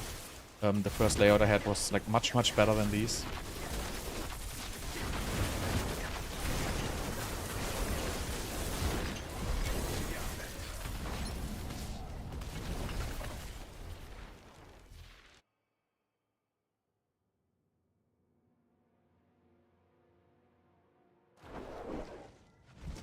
I think I made like a couple of those, but I basically traded for all my items, so I didn't really need to do that Kura's Undercity story at all. I feel like the time investment was less effective than just trading for the items.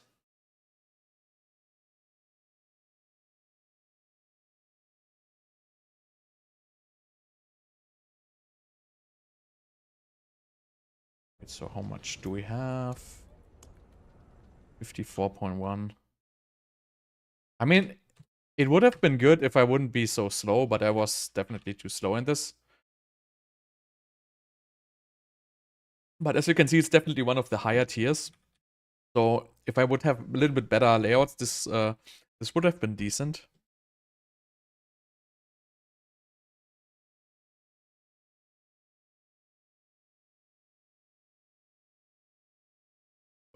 This.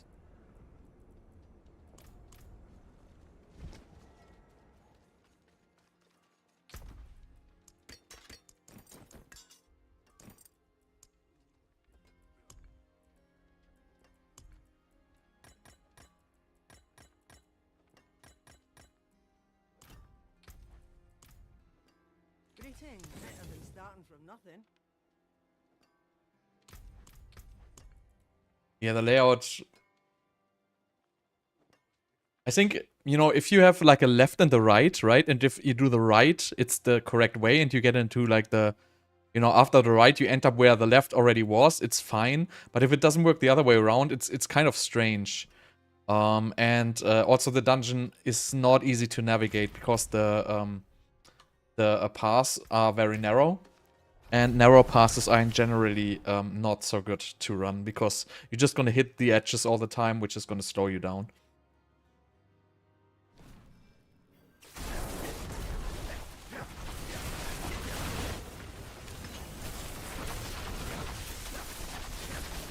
See, like this kind of like larger passings, much better for teleporting.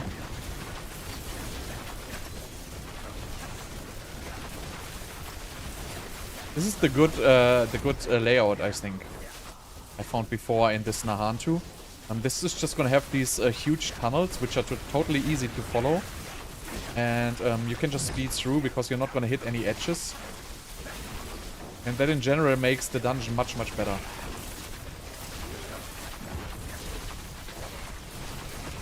Okay, and there was my my edges. Now I have doors. But these doors are so the Nahantu doors are all you can port through all the Nahantu doors for whatever reason. And the other doors, it's kind of random. But these doors you can always get through. So the doors in the Nahantu dungeons are not a big deal. Ouch.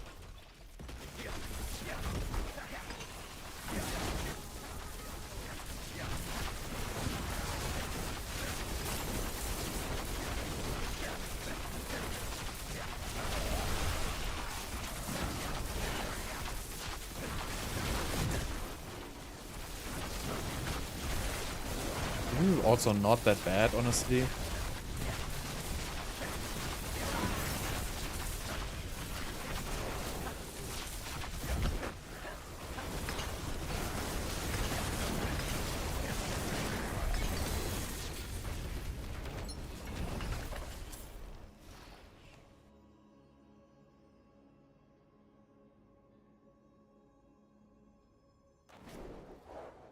So this was Seething Hive Master.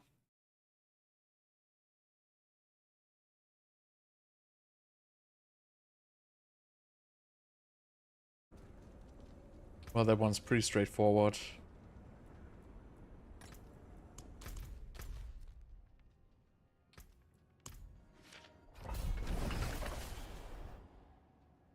Even though this second layout is not that great, at least the doors are open.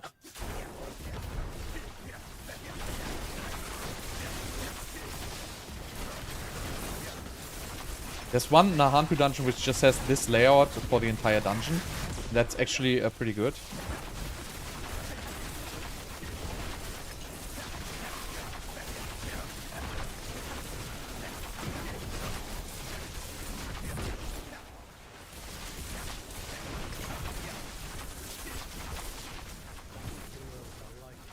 I wish these events would be better. They're just so not worth playing, unfortunately. He got a little bit unlucky there.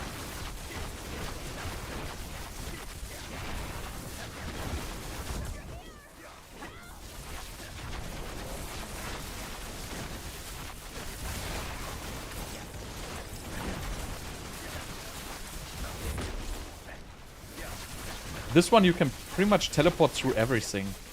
Except for the climb. But besides it, you don't really need to look where the walls are. You're just gonna port wherever it's working. So that's pretty good in these dungeons.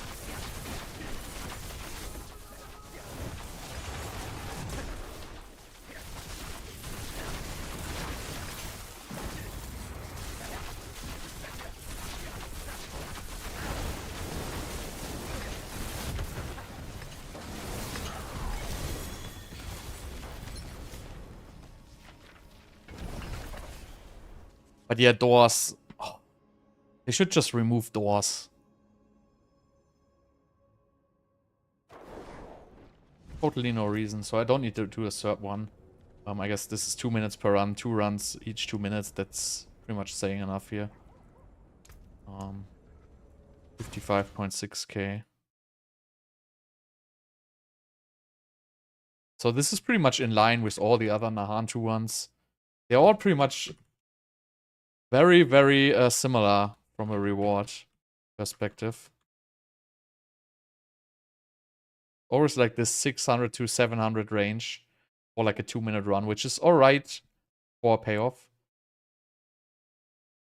Less hollow.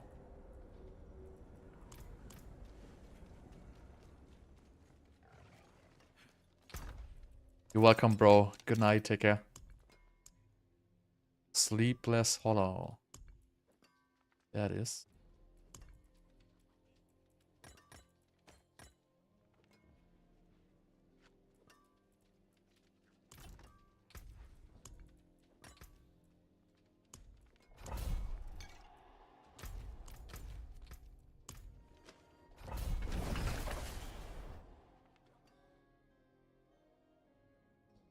So let's see where that goes.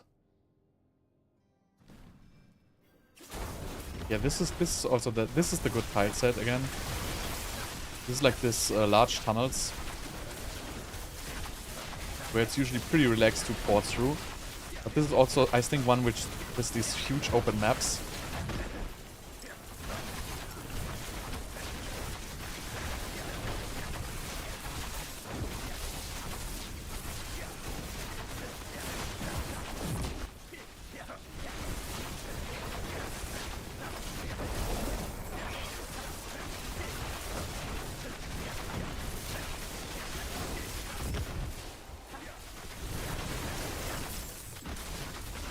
This is decent so far.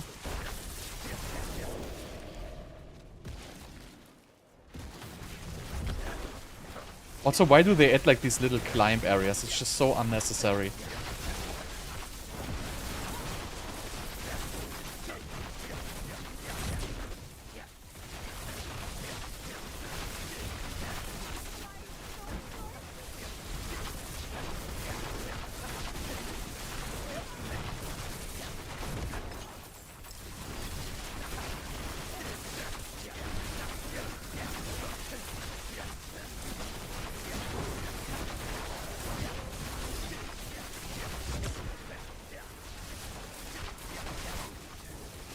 So next to these boss rooms, there's often, very often elite packs.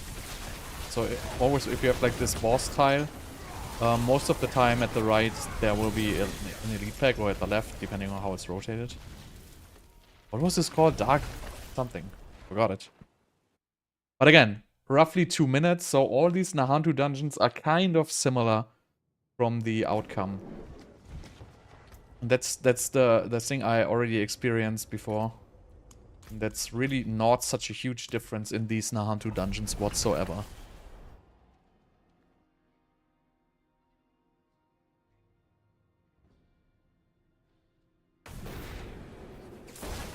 So if I run it again, I will probably be pretty much roughly at 2 minutes again, finishing it.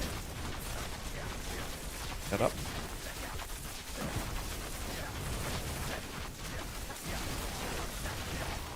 So they really probably all go like in the Nahantu tier, whatever.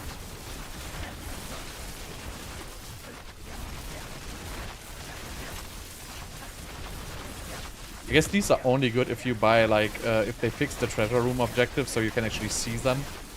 For example, I just had animals as an objective, and you don't even know how many, like you don't have a bar, you don't know if you picked up all of them, so you might end up going to like the door and, you know, not having enough, which is like just stupid. They should just fix these objectives, and then it would be way more interesting if it would be worse playing the treasure rooms or not.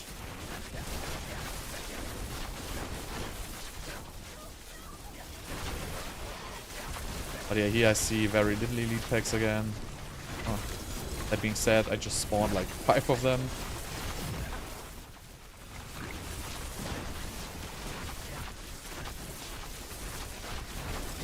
T left to the boss, one elite pack. And then when we're done with the boss, we are roughly at 2 minutes. Just the duration for these dungeons. No, you cannot sell trade Obducite. You can really only use it for masterworking. So we're just gonna do 2 of these again. Enough. 56.9k.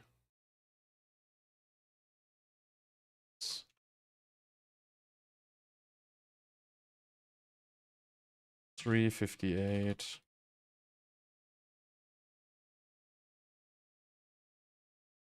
As you can see, like a little bit less here, same range, 600, 700. These are all like in the 600 to 750 to 800 range. It's a little bit RNG, but I wouldn't spend like a whole lot of time tiering these. These all feel pretty much the same. Endless gates.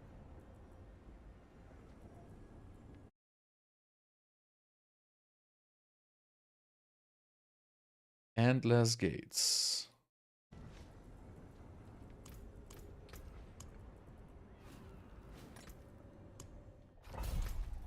This is probably... I mean, this dungeon is not so terrible, I think. Because I think it has a good amount of elites. But it might have doors.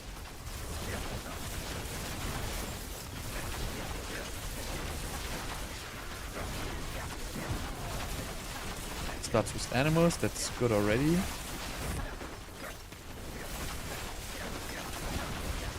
So yeah, you go basically through the first gate, then you gotta do the animals.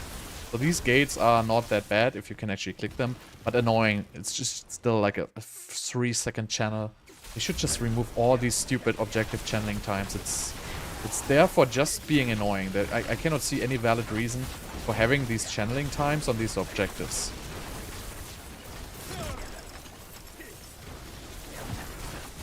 Yeah, this is a decent intermission or whatever.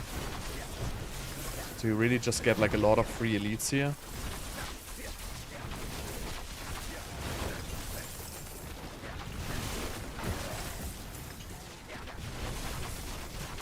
Now you basically you lose like these gates. You have to click from like a mile ago to get through.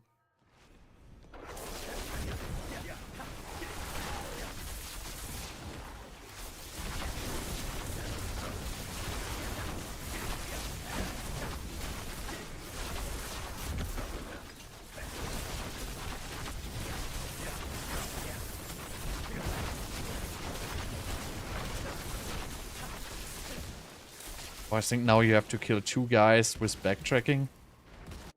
So this is probably like a 3-minute dungeon.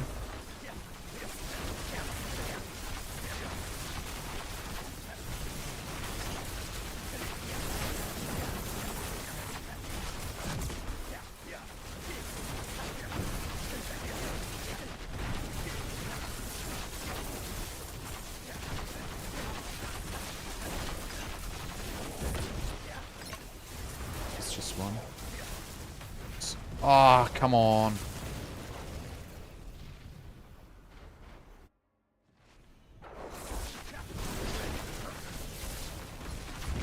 There's more elites here on the right. Another 45 here. Watch of the land.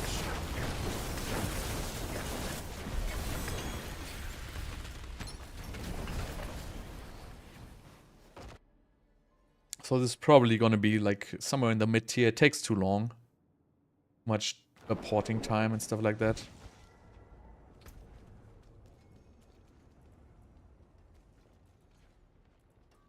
Oh, greater FX conjuration cooldown. Let's keep that. Not that I care that I'm never gonna use these items, but still gonna keep it because it's good. Greetings. How shall I get? I'll keep my forge hot. And let's get some amulets. Hello, shiny Swell. Hello, not a bad pull, that.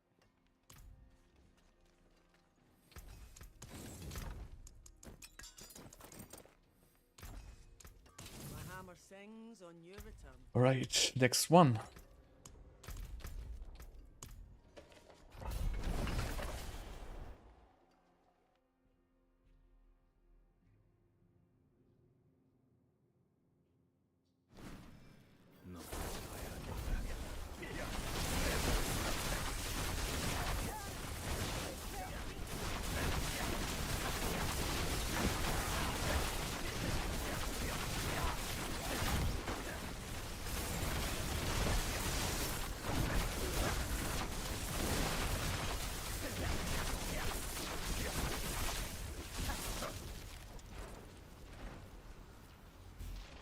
Hate these gates.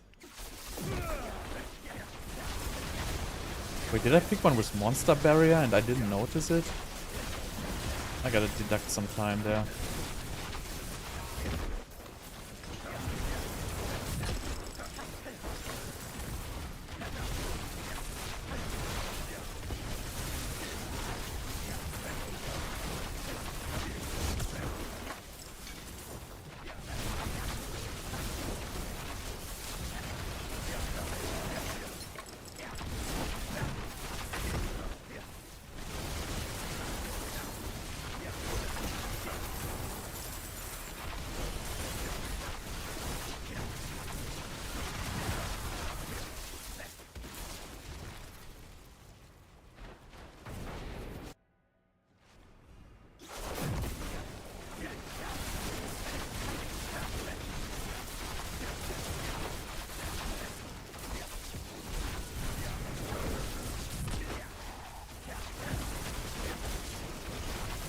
Okay.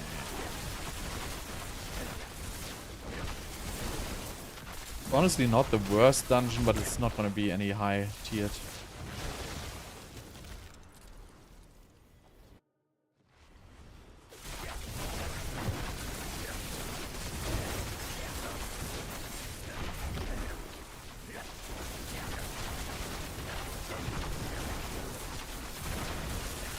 I wonder what happens if you take the wrong pathway here.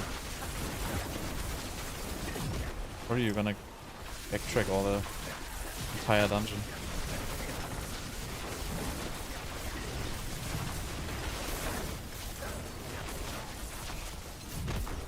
Or maybe it has a boss at both sides, who knows.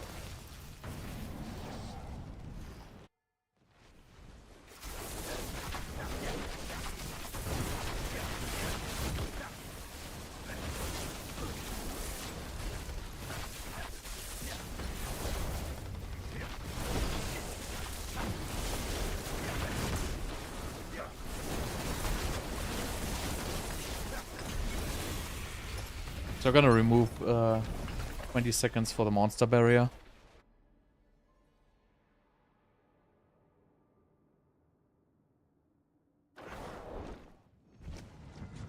Just write this down real quick here. Watch of the land. Animals. Key plus door. No linear.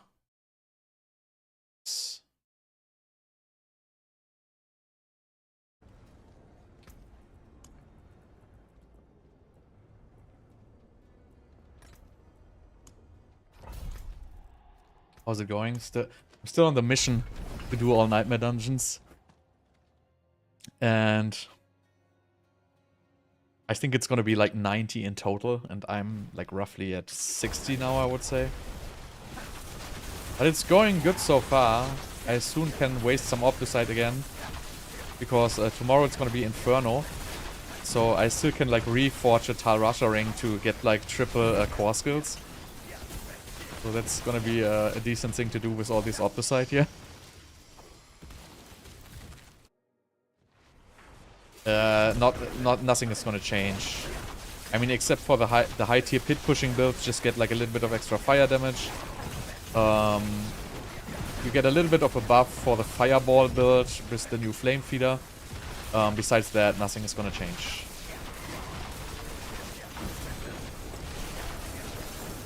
Inferno gets like a decent buff, but it's still not gonna be a good build. But it's probably gonna be able to do like pit 90, maybe 95-ish. We're gonna find out tomorrow, because it's really like a 500% buff roughly. Depends on how the wording with the burning damage turns out, because it says damage to burning, but it might mean burning damage. We don't really know yet. We have to test it. But because you cannot really give a whole lot of the tooltips, because in the PTR basically they said, you know, the glyph is gonna get you 25% of your bonus damage to burning enemies. And there's a stat which is bonus damage to burning enemies. But nobody knows if it's that stat, because that stat is fairly abundant on skill tree. But if it actually does not mean that stat, if it means the bonus burning damage stat, that is not so abundant, because you can only get that from one single glyph. So we kind of have to find out what the wording there means. But besides that, it's still in the end going to be a significant buff to the build.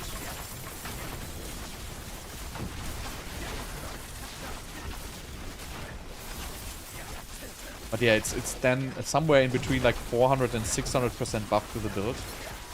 So, I mean, that's not insignificant whatsoever.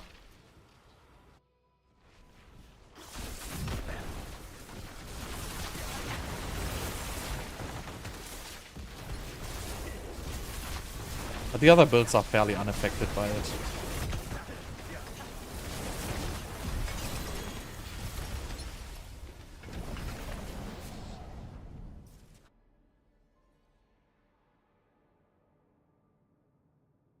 Okay. So I'm gonna deduct 20 seconds for this one. And we have 60.2k. We're gonna have 843. So it's not bad actually. It's like in the high A tier, I would say. Much better than I thought. Right, Forgotten Runes.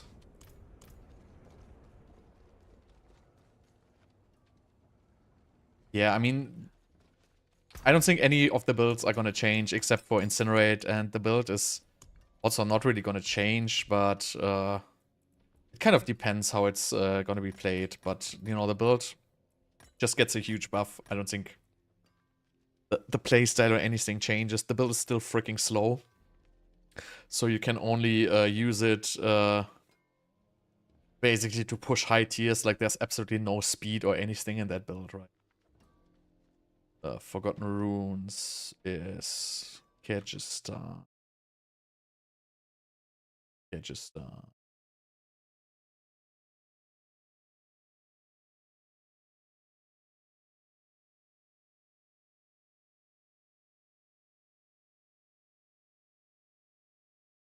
You didn't play D4 and you played D3.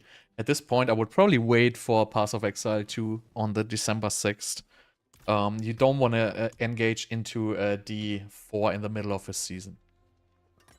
So, Forgotten Runes, let's go. So really important will be the PTR stream next week. If they're gonna have anything interesting cooking for Season 7 or not. I don't really expect any significant stuff from the patch. Unless they patched in like some kind of a bug that, you know, if Incinerate's gonna do infinite damage or something like that, who knows. Can always happen.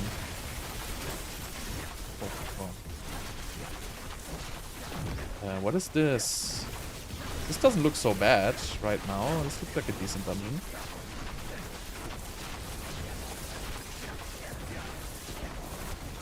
Lots of elites here.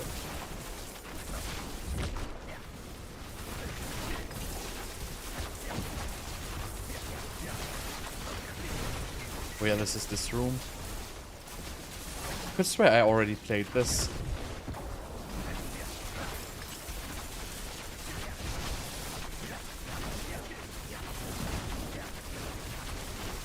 Wow, this is just everywhere. Leads everywhere. Crazy.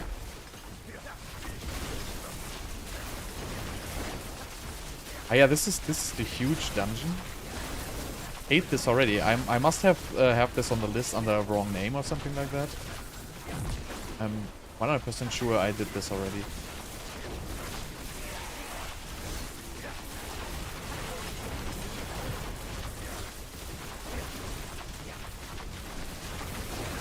But this basically has just one simple objective here. This is just only elites, like.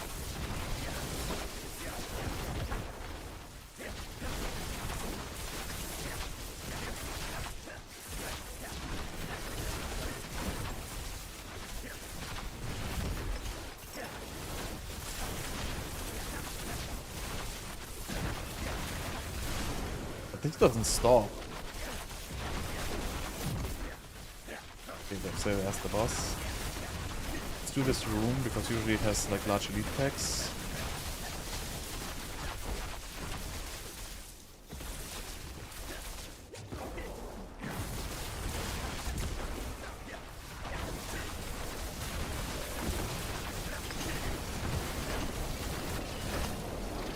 Yeah, no, there's never gonna be an Oculus build. This is weird. I swear I already did this.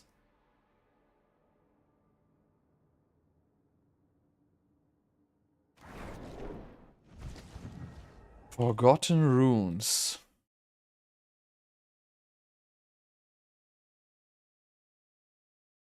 I don't have it on my list, but I could swear I played it. I only have like shifter runes. Anyway, so I guess I don't have it yet.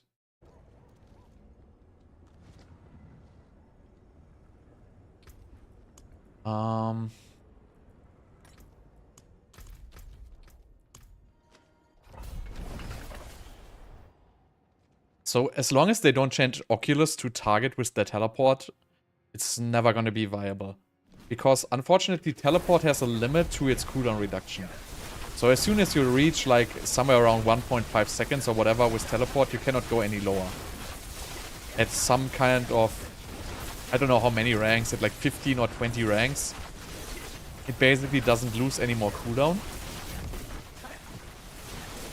And you cannot just, like the evade teleport with Oculus, you just cannot use. It's too random. And if that would target, it would maybe make up for like an interesting build.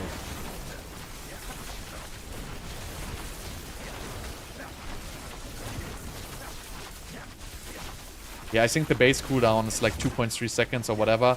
And then you can get like 75 cooldown reduction, 75% or whatever. So I think you can get to like roughly like 1.2 or maybe 1.3 seconds, somewhere around that range.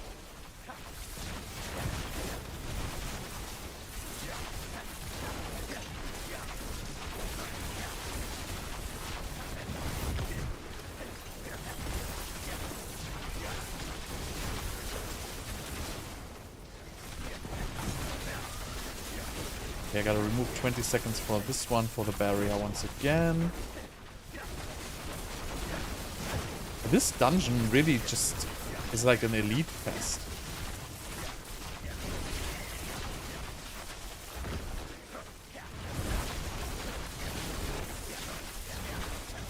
Every second pack is like an elite pack.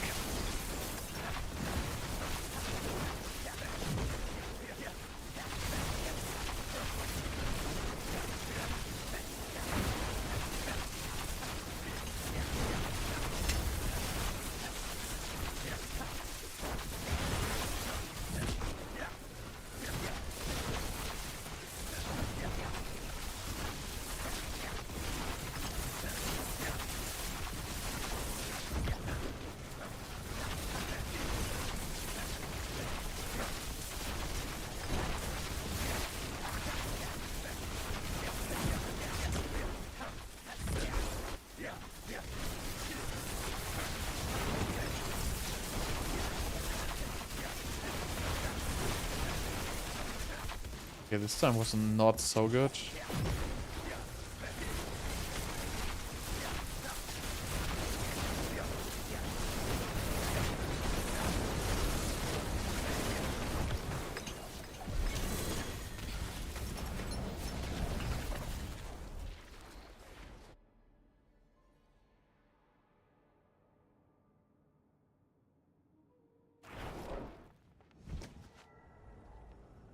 Alright, let's go for number 3.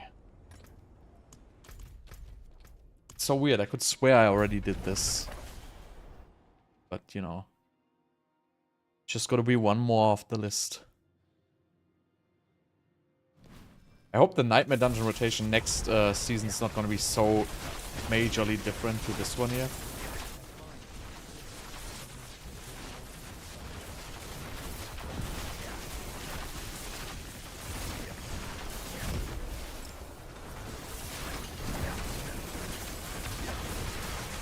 Stupid barrier.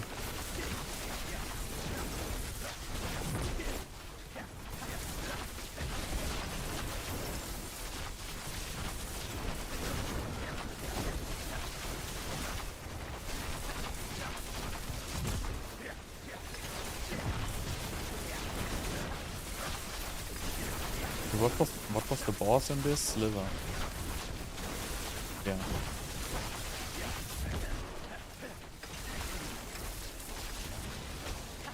This room is pretty juicy.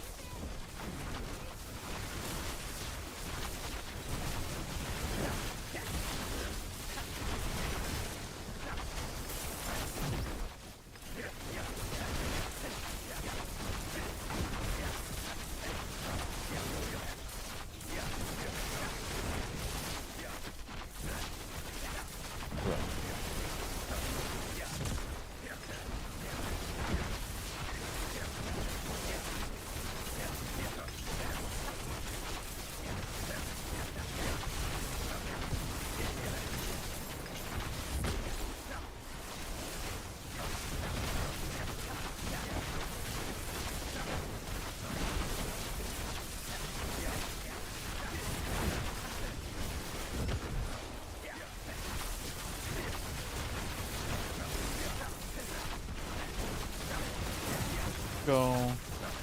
Got these elite packs here.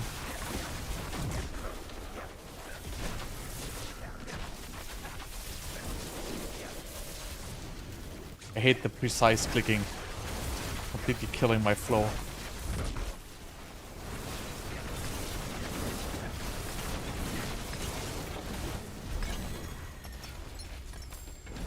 Okay, I'm gonna deduct 20 seconds again. Yeah, Monster Barrier's bugged on Sorc because Sorc vulnerable doesn't work through barrier, and Sorc gets like 80% damage loss against non-vulnerable. So a barrier is a huge issue for Sorc. 63.1.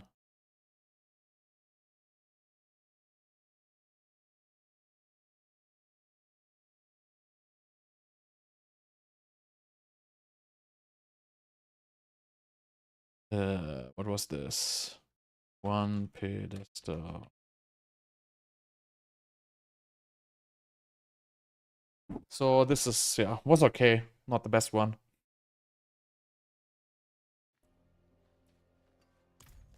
This is a Nahantu one again, I think. Yep.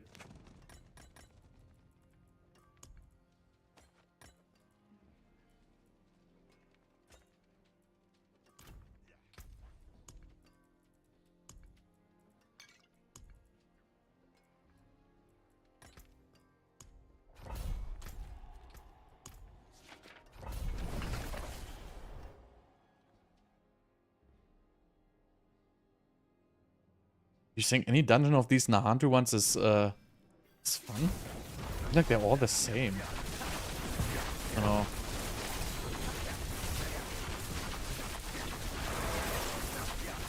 Since they The good thing is they have no objectives, right? So,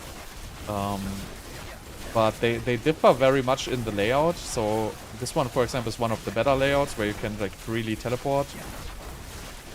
And there's one with like these narrow layouts where it's like difficult to teleport. Besides that, they are all pretty much exactly the same, I feel like. It's just lucky how fast you find the correct way. So you basically just go like at these outer edges and find the way. Once you found it, you kill the boss and you're done. I mean, they're all not bad dungeons, but they're not in the high tier for Obducite farming. They're all in like the 700 to 800 range, while others are in way more than 1000 range.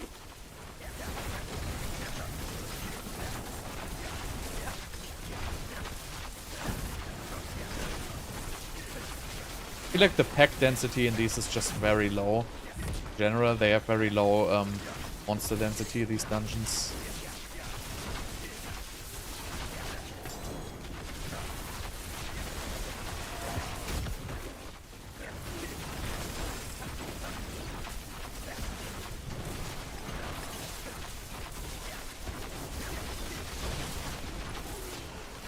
They all pretty much always take like 2 minutes to complete.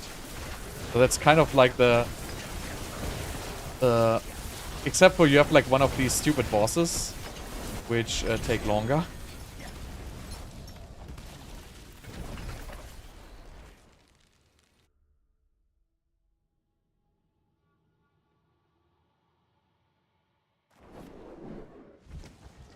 What's this guy called? Clan Rasha or something like that? I don't even remember the boss name.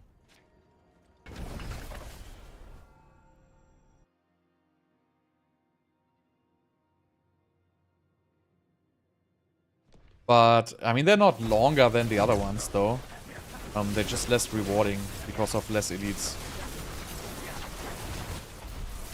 So there's dungeons which are much worse than the Nahantu ones.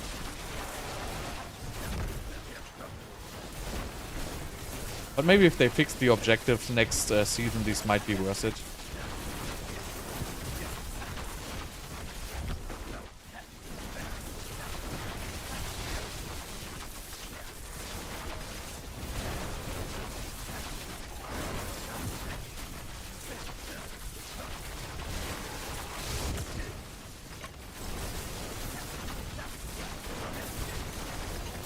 This was a pretty good start though this time. Got like a lot of these scripted elite packs.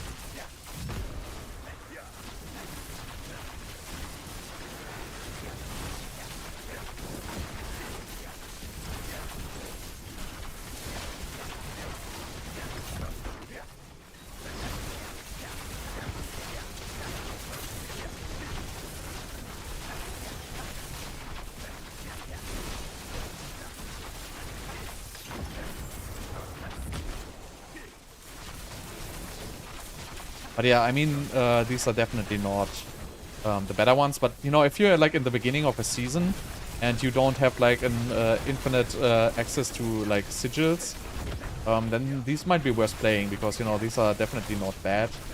They're not very good. I hope it's gonna be down here because there's a goblin loot on top, which I don't want to grab. But yeah, so I guess I have to. Oh no, I don't. Oh yes, I do. Come on. God damn it. I have to deduct 100 for the goblin loot here. I didn't deduct the 100 last time. I had like some dungeon where I forgot to deduct the goblin loot.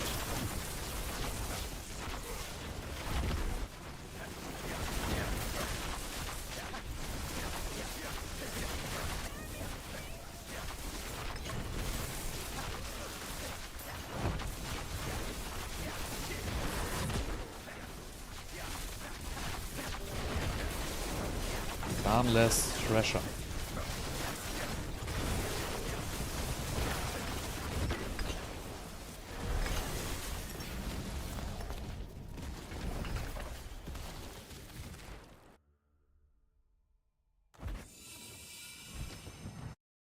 It's down.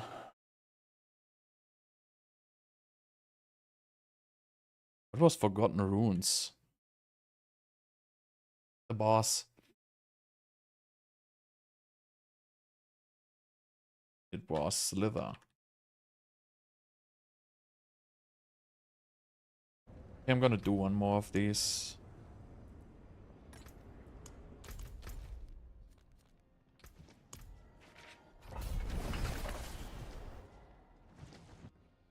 But yeah, overall, the Nahantu dungeons just seem like very, very lackluster, I feel like. It's just really some random dungeon generator, and they just added like 4 different layouts. Didn't even bother doing objectives or any stuff. So... really, not so great. Sometimes you get these events, which give like a decent amount of Obducite though.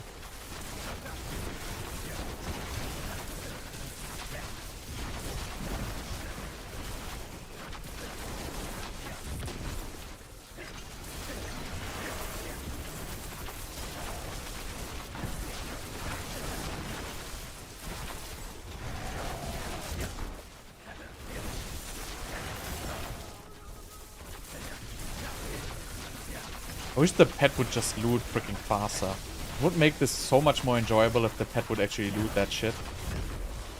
The pet is like so freaking slow. I don't know who designs a pet which is too slow to pick up stuff.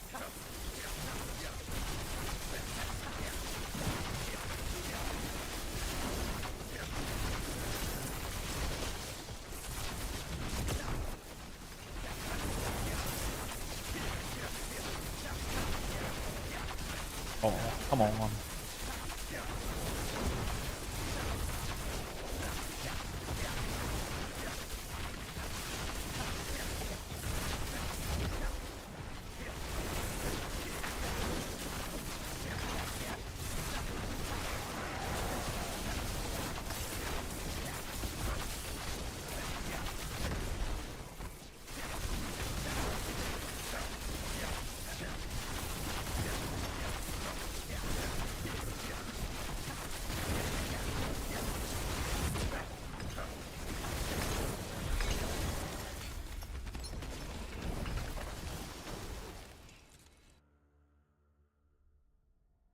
I think it doesn't lose track, it's just freaking slow. I think it targets one item and then it just moves there and picks it up.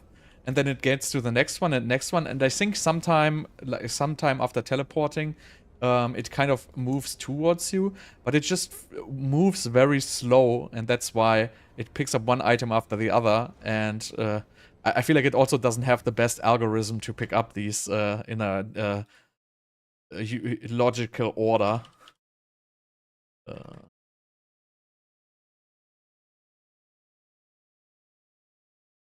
738.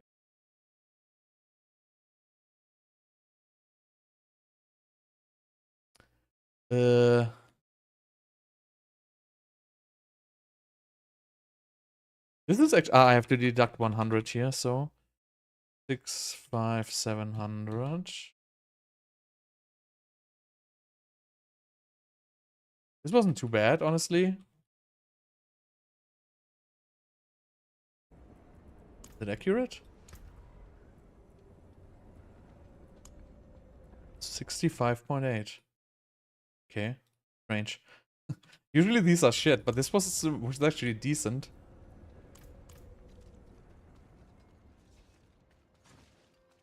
Okay.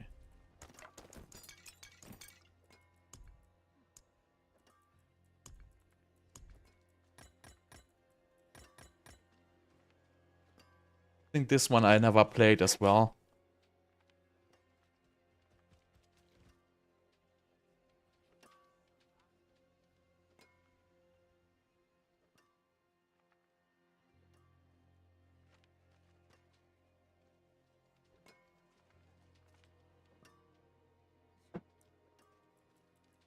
Arkan's Refugee.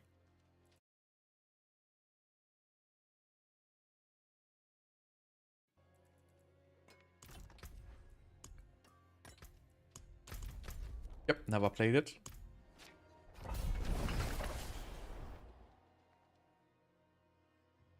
So much content I never saw. So exciting.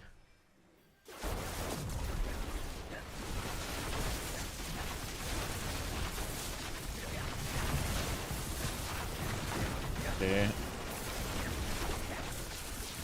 Doesn't look so good so far.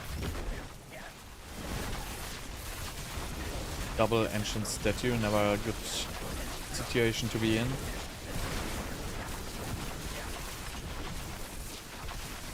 Very little elites here.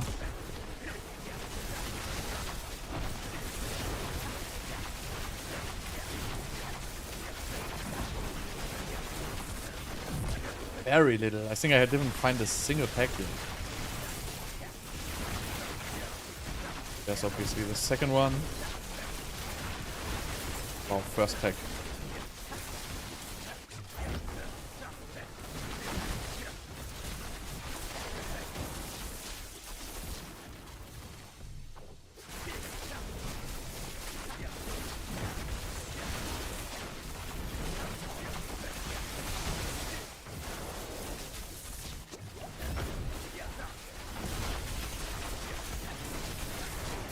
You did your 100th pit.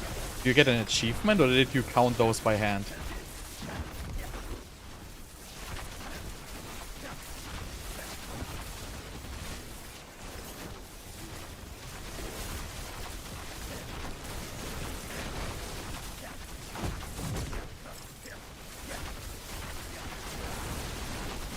Harlequin has decent builds.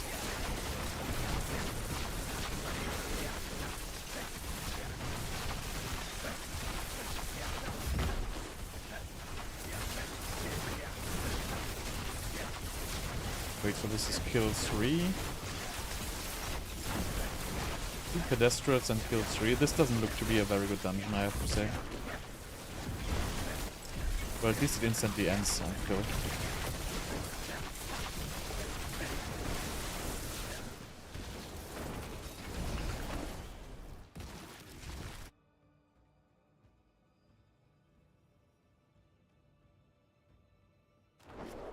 What did you mean you cleared tier 100 pit? With 100s.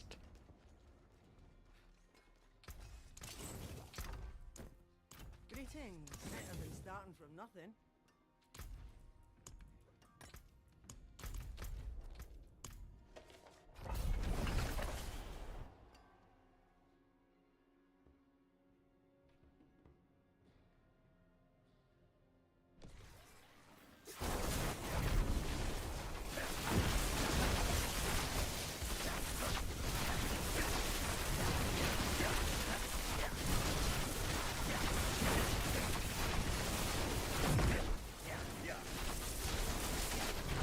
What was?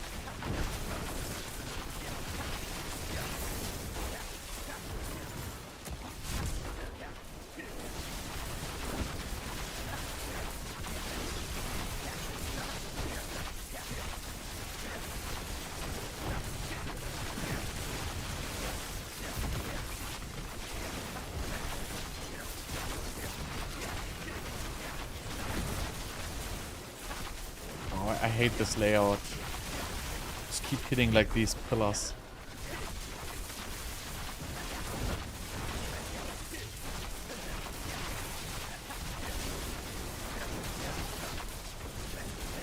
Okay, so this definitely has some doors. Didn't have doors in the last time I played it. So it seems to be like kind of random.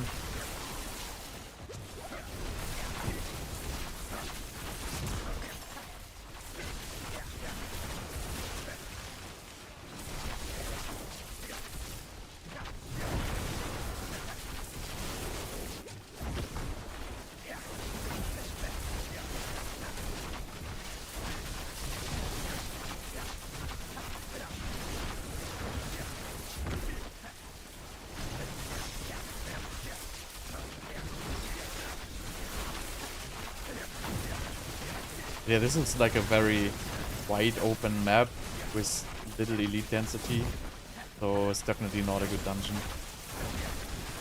Probably don't even need to do the third one. This is just gonna be horrible.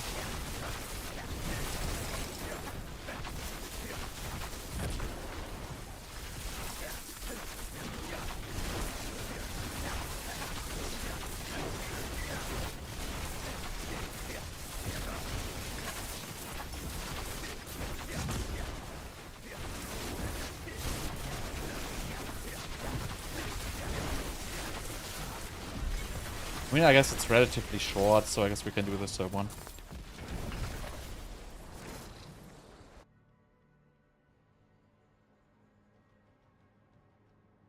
Yeah, Chain Lightning is not the best build to do tier 100 hit.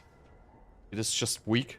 I mean, it's not weak, but it's definitely difficult. Like, I struggled a lot on tier 100.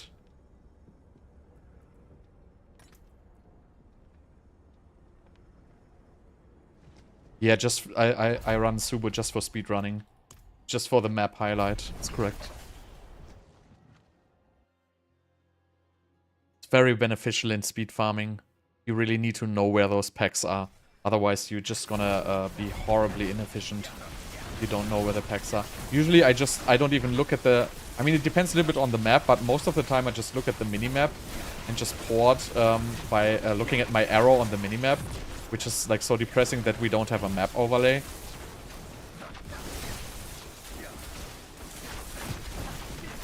That's why I also like hit like edges most of the time, because half of the time I'm just looking at the minimap and not the real map. And a map overlay would be so great because I could just look at both at the same time. Would be very, very beneficial, but you know, it seems map overlay is too difficult for D4 developers. They could do it 20 years ago, but now it seems to be too difficult. I don't know what's the deal with that, but...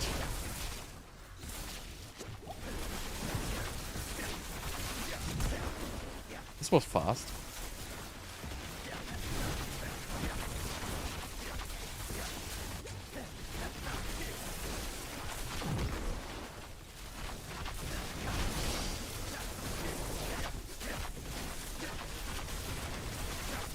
It's so stupid that, you know, most of the time you look at the mini-map at the top right, which is just like a tiny little map.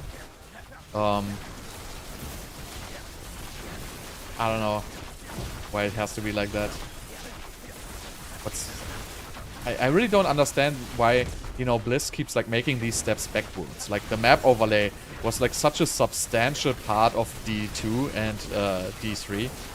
And now it's just not there. For whatever reason, nobody understands.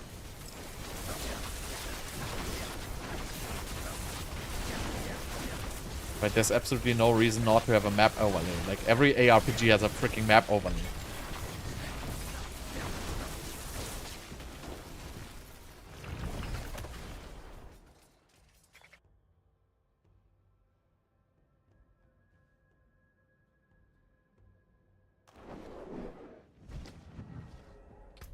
Alright, so what do we have? We have 67.7. Pretty bad dungeon. I mean, I knew that this was going to be pretty bad, but 2 pedestral and skill 3. Some doors, linear. Yeah, I guess it's kind of linear. But yeah, as you can see, this goes like straight into shit tier. It's like one of the worst ones. Like 15,000 is one of the worst of all.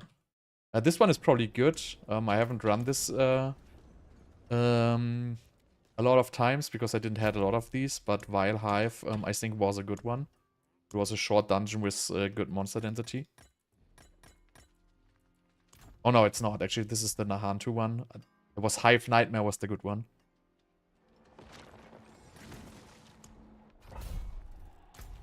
This is probably shit, like all the Nahantu ones. There's a couple of southern ones I can show you after. When I have the list ready, I will put it on my website with like searchable and sortable and all the stuff. But there's a couple of very good ones. And I haven't run Uldur's Cave yet. I still don't have 3 of them. But Uldur's Cave is gonna be the best one by far. This has good monster density so far. These egg clusters give a good elite spawn.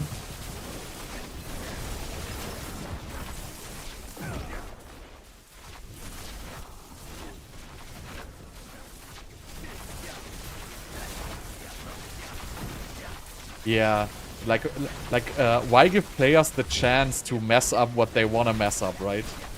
So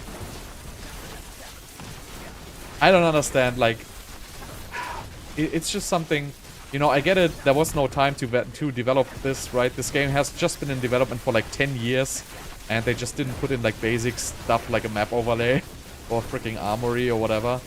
It's just like kind of weird. It just sounds like a lot of management fail. Like, this thing is, right? If you spend 10 years developing a game, and it comes out in a... Well, let's just call it, like, a desolate state, like this game. The only reason for that is you basically threw away your whole game, like, multiple times throughout the development. Because if you develop 10 years on a game, you know, the game is gonna be freaking Path of Exile style complexity. So the only way is really, you do something and you throw it away. And you do another thing and you throw it away. Then management comes, no, we gotta throw this away. Then next guy comes, no, this we gotta throw away. And then, you know, in the end, you probably just have like a year of development in your game because you kept throwing away everything. And kept doing it for whatever reason. And that just is like a sign of mismanagement. I think I only need to... Yeah, well, let's do 3 because I got a lot of loot in the first one, so I might have a little bit of inflation there. Yeah, or what was the game which was in development for like forever and came up out like absolute shit? Let me just think about it. There was like another super hype game which came out like absolute shit.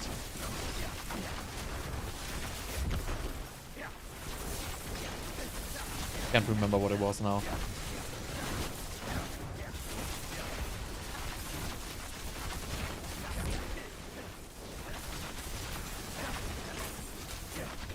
I mean, Starfield was one of those examples, I guess. Which I never understood why Starfield came out as shitty as it came out. Because, well, the Bethesda basically had like their engine, like they basically just copied like their old games and put it into like a space universe, and the game just came out like extreme shit after like I don't know how many years of development, and I never understood why that game came out so bad. While they didn't have to do like an engine, they just used the exact same itemization and crafting systems they already had. They just basically reskinned everything. And the game just came out so freaking horrible after like so many years.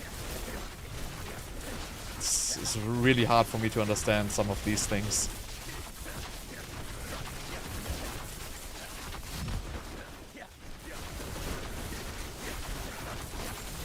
This is decent because this has these vile hives, which spawn a decent amount of extra elites.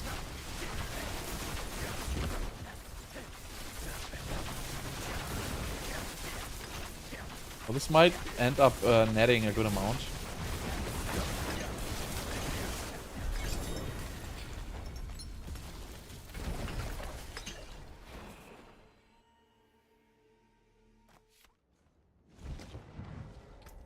So I'm gonna do all 3 here.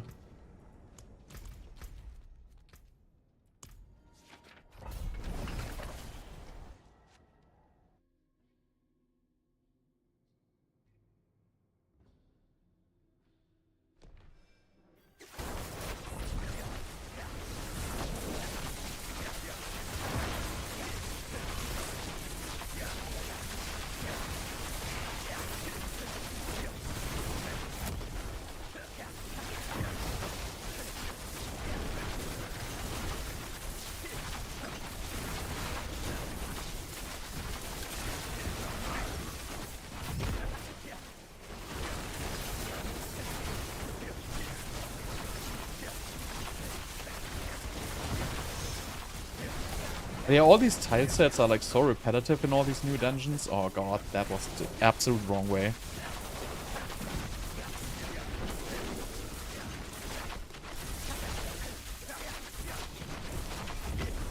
Yeah, currently, like, economy is out of control because it's even so hard to find somebody who sells something at all. So basically, people buy it for, like, any price because it doesn't matter. Like, a lot of the gold is RNT and duped.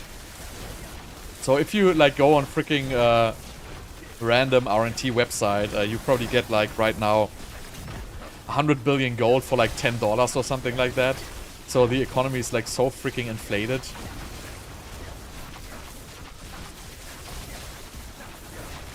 That's just because they cannot combat. They have like their duping problems.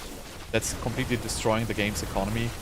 And this season it was as bad as never, and they basically didn't close any of the exploits until like 6 weeks into the game. It's like so wrong.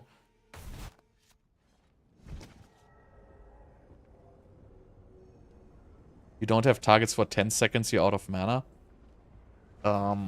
Well, how much Conjuration Mastery ranks you have on your amulet? I left this running, actually. 69.8.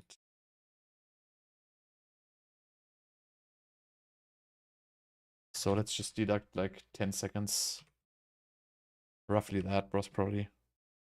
Sorry there.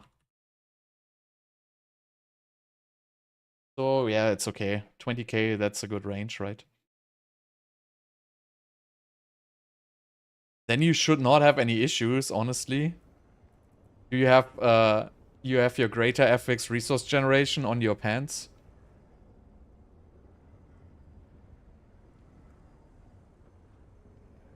Yeah, you're right. Forgotten Remains. I swear I did this. No, I have this in my inventory.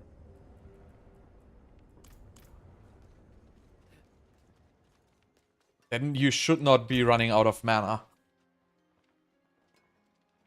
I mean, I don't see any possible way to do that. Some steel you need. Are you... Usually your mana will just regenerate much, much faster than it's gonna get drained. I've been starting from nothing. What one do we have? Forgotten Remains.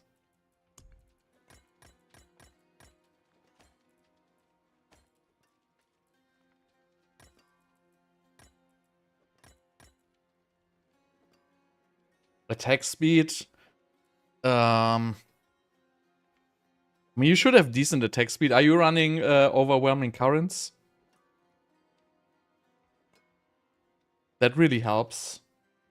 And again, if you have trouble, you basically spam more Q and W, spam more Ice Blades and Lightning Spears. But usually I don't even press these buttons all that much. But besides that, there's really not much which can go wrong.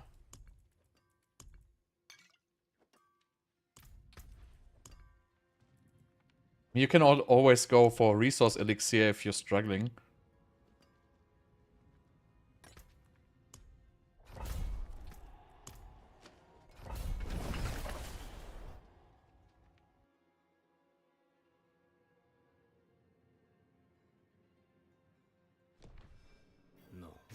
I mean, I'm usually not pressing these conjurations at all in the dungeon. I mean, I press them sometimes, but mostly I just press evade.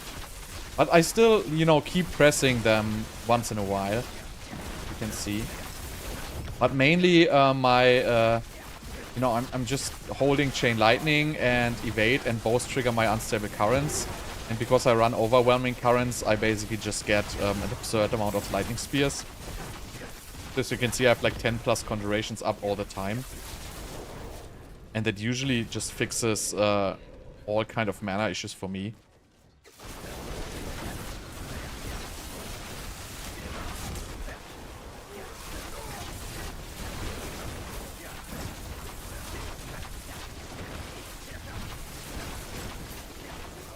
This is another one which has these little objectives here. But also it's like the lucky hit, you also check if you have the lucky hit to restore resource. That's a very important one. Lucky hit to restore resource is, if you skip that, you're gonna have issues.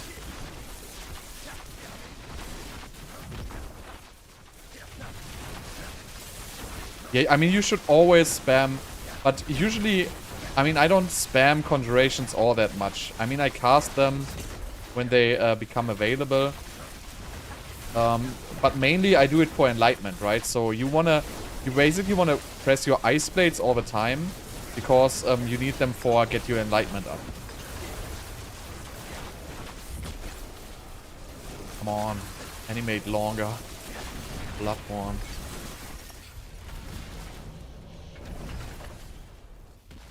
You should always just spam, like...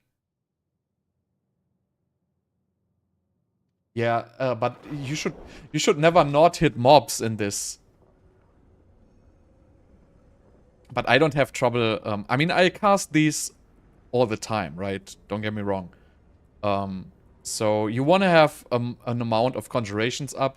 So if you're like struggling, you just check your conjuration counts next time and see if you fall below like 10. Usually, as long as you have like more than 10, you shouldn't have any issues. Bloodhorn, right?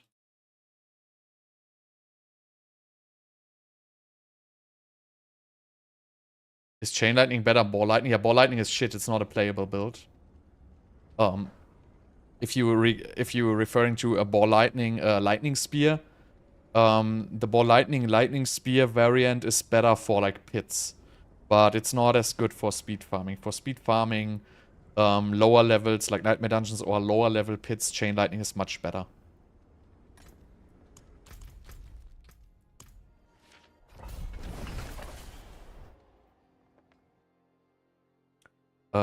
AS stands for attack speed, FPA stands for frames per attack.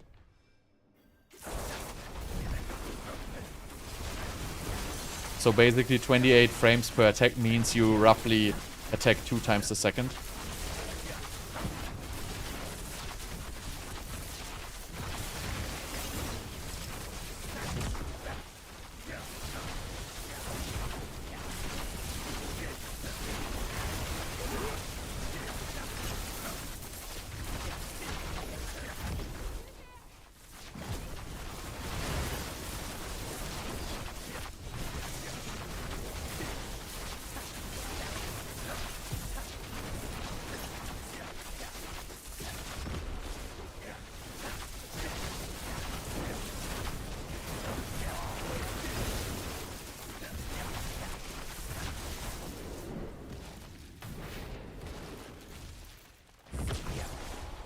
Anything but pit pushing. But yeah, this build is pretty good for like all kinds of speed farming.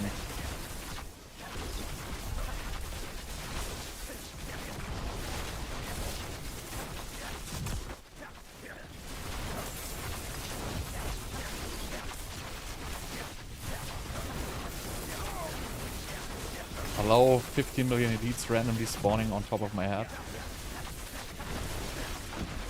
It's also so random where this treasure room is. Sometimes it's like at the very end of the dungeon, sometimes it's in the very beginning.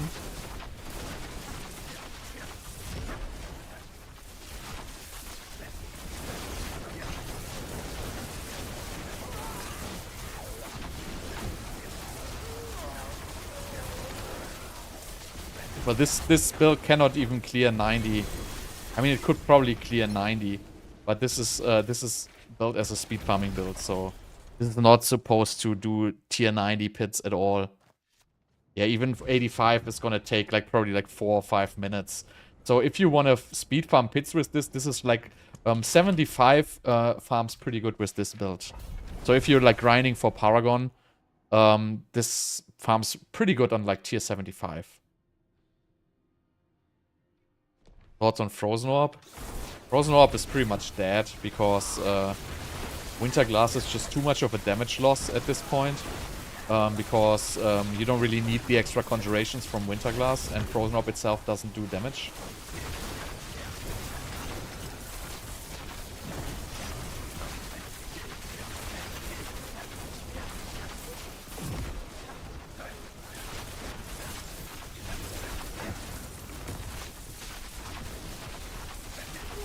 Yeah, 75 you should be able to easily clear in like 1.5 minutes even. Depends if you count the teleporting time and stuff like that. But for 75 this can clear pretty fast. Obviously it always depends on the layout of the pit, right? If you have like a horrible layout, it might take like 2 minutes plus. If you have a good layout, you can easily get it done in like 90 seconds.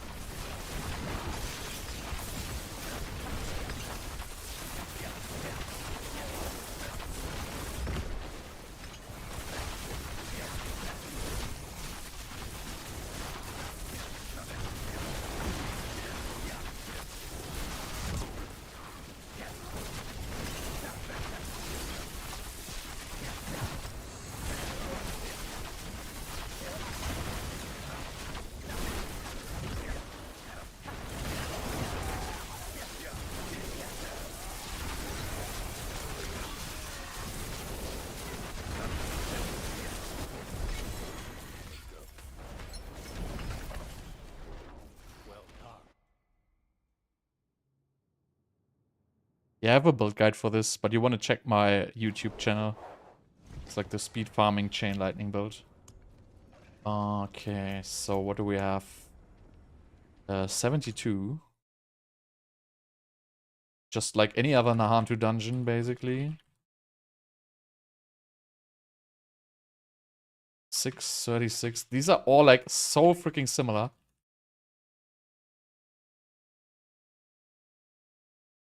Like exactly the same per hour. Like, how can it be exactly the same number per hour? That's like so unlikely. It's like a 1 in a million chance to have these to have the same number.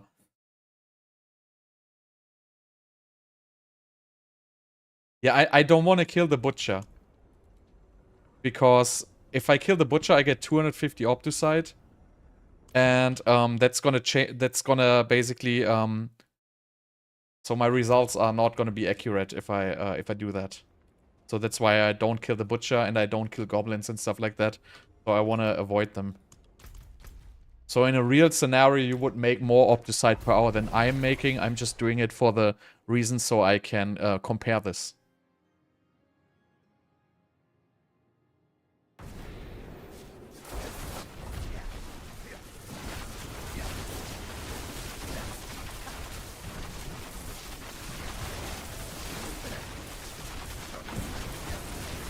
If you're running like an hour of nightmare dungeons, you usually get like 5 or 6 of these butchers, right? So that's a decent amount of extra Obducite, and also every butcher dungeon usually, I think most of the time, has a goblin as well. So that's a good amount of extra Obducite you're gonna make. Same with opening the chests, which I'm not doing. Obviously, you could pick up loot.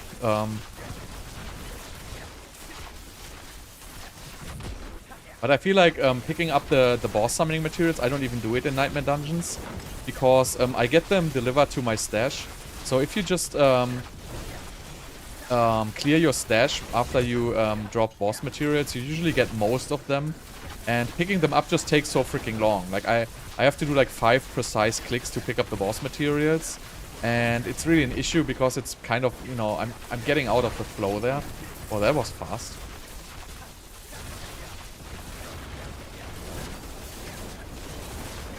Flash Reaper.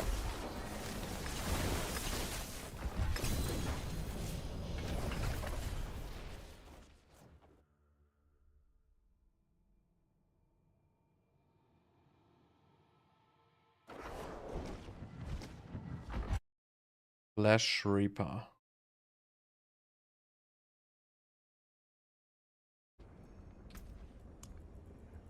I wonder if this was pure random that it was so fast.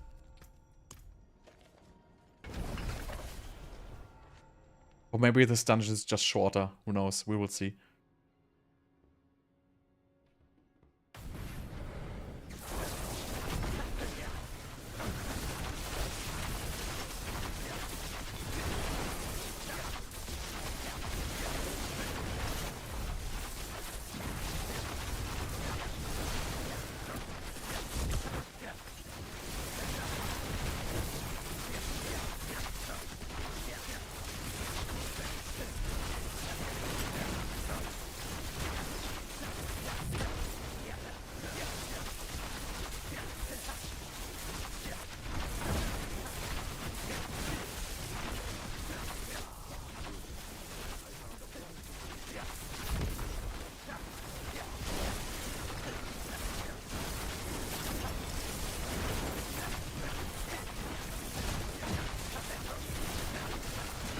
I think this dungeon is much shorter since I'm at the boss now again, I guess.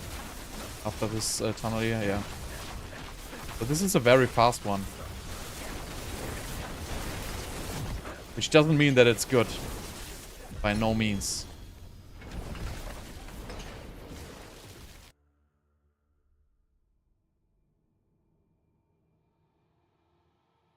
Lightning Spear lucky hit temper fell off this season.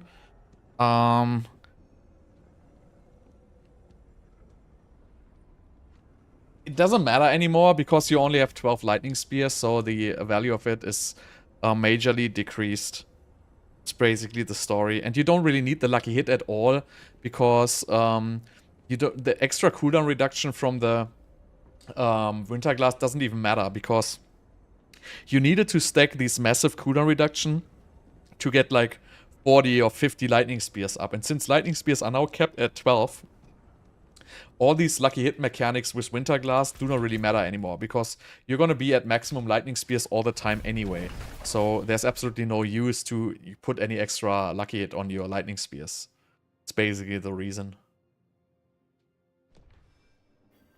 Yeah, I'm on Twitch too. You will find my Twitch in the my YouTube channel's description. It's also probably in the stream's description somewhere.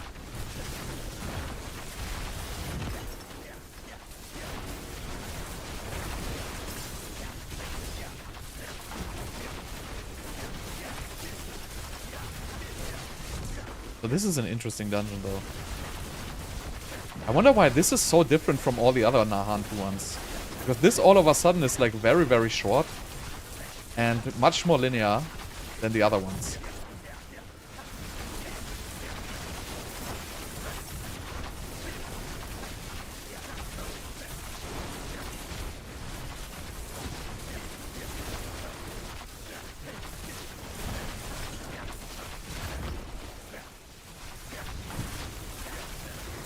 You're welcome, bro. Take care.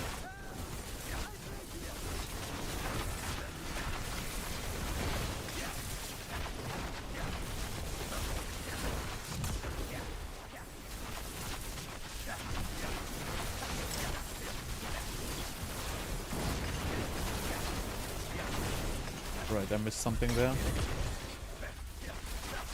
Get up.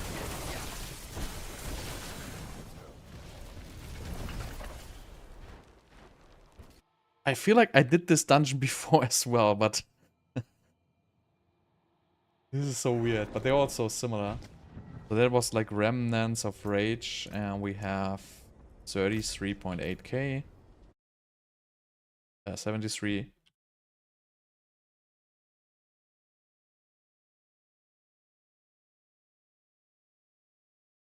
So that was 5 minutes pretty much on the spot. This was actually linear. So see, you have like 600. So this is like 21k. This is pretty good actually for like a shit dungeon like that. Right, Hordes of the Damned.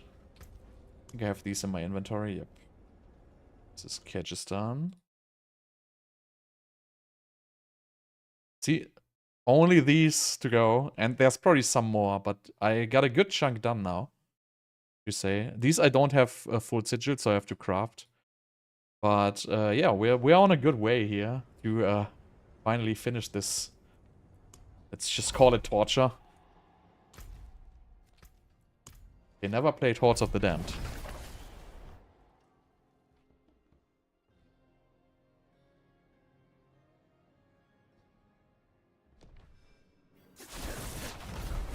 This looks like doors. Oh god, the big doors. These are the worst.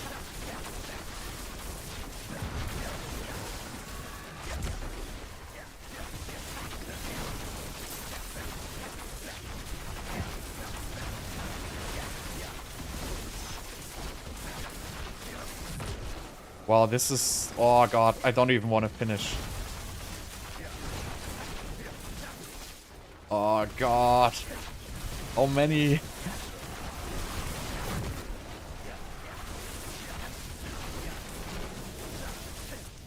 How many doors can there be?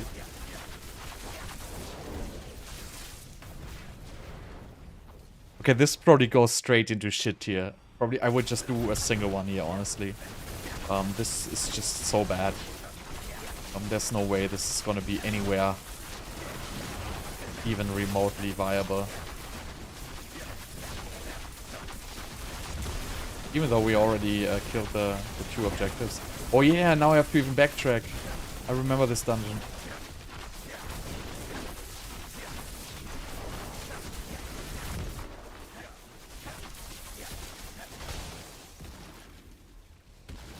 Wow, this is so shitty.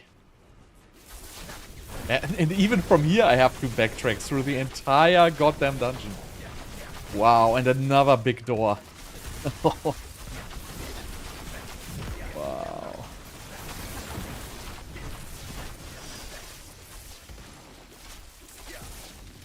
Wow. Wow. This is probably gonna take 4 minutes.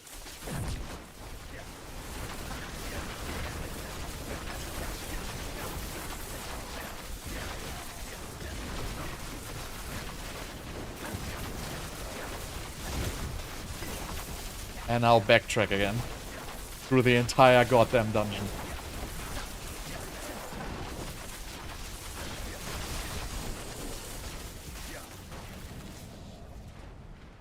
Okay, I definitely found the most shitty dungeon possible. It's definitely gonna be this one here. Let me guess, more doors? Oh. Nice. So now we can finally find the boss, I guess. Wow, even more doors.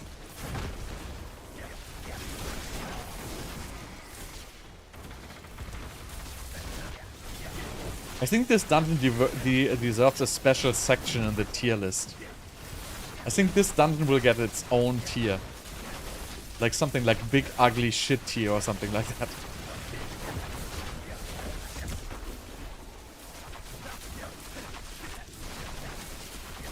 And even a boss which you have to spawn with a click. Wow. And Tomb Lord. Welcome to Shit Town. Wow, 3 minutes 40 seconds. Oh my fucking god. I'm not gonna run any other of these. There's absolutely no way I'm gonna run this again. So yeah, we found the shittiest Nightmare dungeon so far. 74.6. For a good 800, hey. Why not, right? 343. For, oh god. Doors. Many. No. No. Let me make a comment here. Worst dungeon ever. So, look, 1200. This is by far the worst one. I don't have any which is even remotely that shitty. I have some in the 1400 range. But this is by far the most shitty one.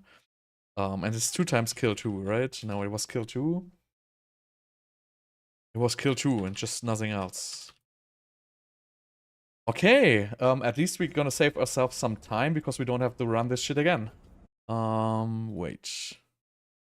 Okay, Tomb of the Saints, Holding Warren.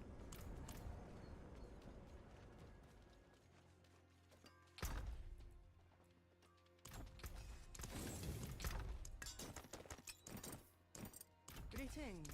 How shall I guide my hammer?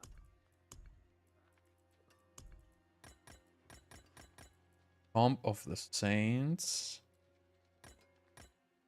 And Holding Warren. I think Holding Warren is gonna be a very good one.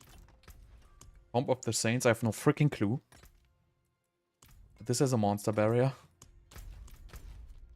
Also never ran this.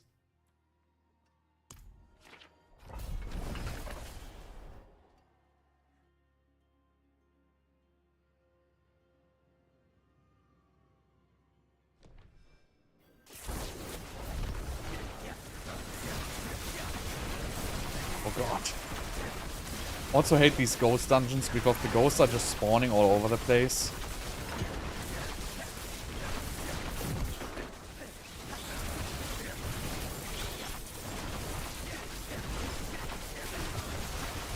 But this at least looks like a playable dungeon.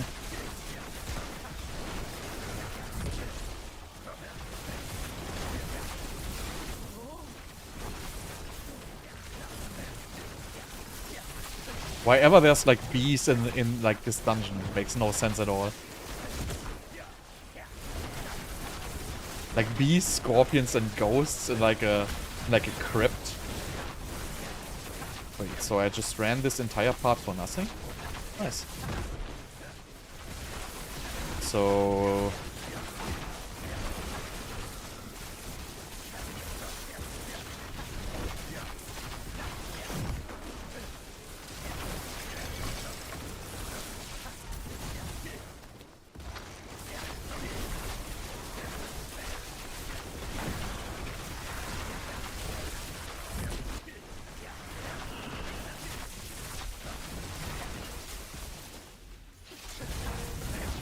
let's see what... Okay, now we have to kill all. It's okay though.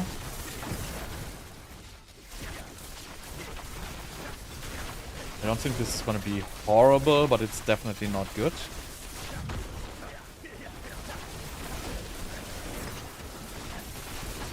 Oh, this is a lot of mob spawning here.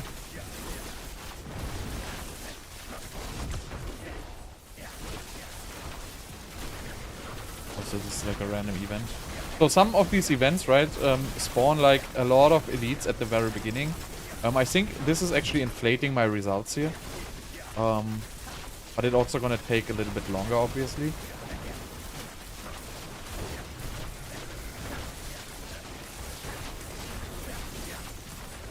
Okay, so but this really keeps spawning a good amount of elites in this last section of the run.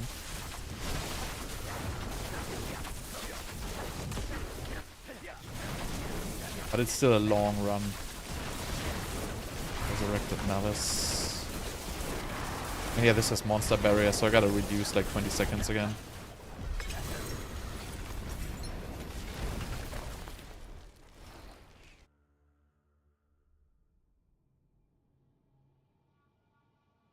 So wait, before we go on, we're gonna put the Tomb Blood here. Resurrected Malice here, wherever my formulas are not in here. Blue.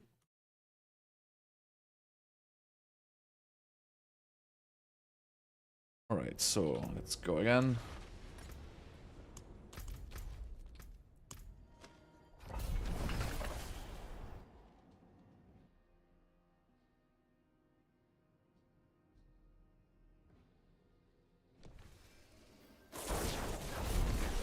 So I think one more session and we have them all done. Unless I discover more. I basically have to do the strongholds and see if I can find nightmare dungeons in strongholds. Because before it would be, you would get the nightmare dungeon key, but it would say you don't have access because you didn't unlock the stronghold. And I haven't seen that so far this season, so they either changed that to that you don't drop nightmare dungeon sigils which you don't have access to anymore. Or there is simply no nightmare dungeon sigils which are locked by strongholds. Like one of both is gonna be true. Not sure which one.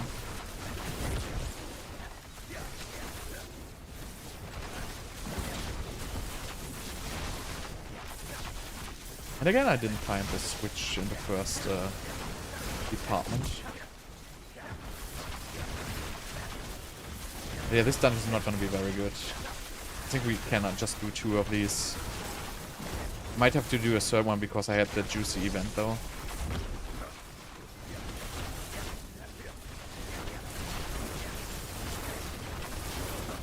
But it keeps spawning these ghosts all over the place. It's kind of interesting.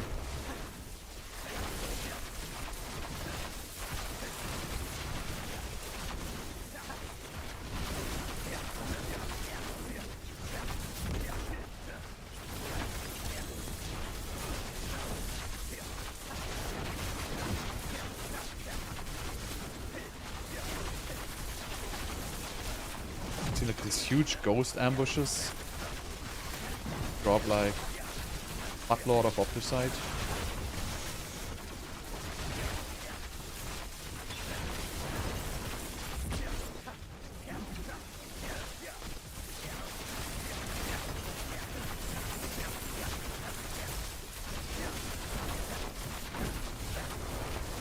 This might not be that bad, honestly, if I reduce the extra time from the barrier. Probably like a solid B tier, high B tier, low A tier.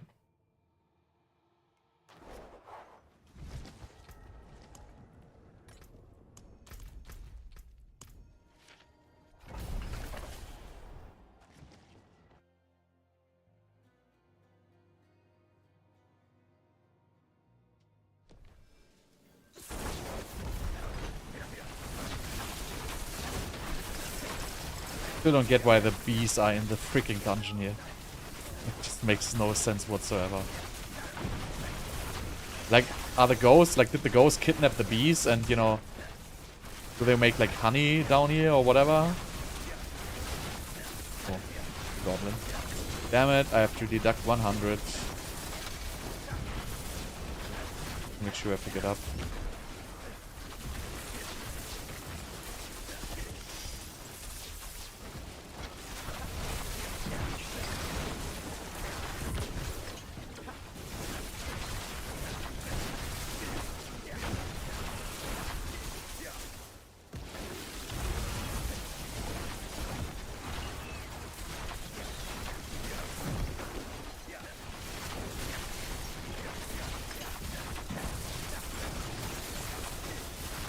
This was one switch kill all, right? Yeah.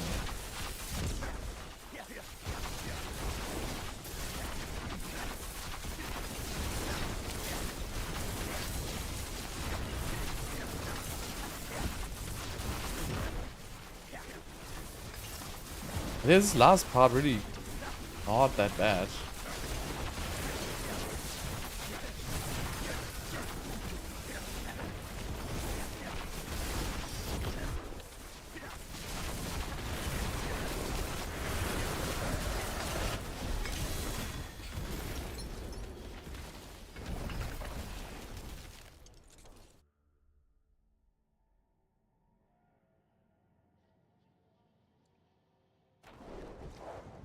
Okay, let's see what we got. We got 77.1. So we deduct 100.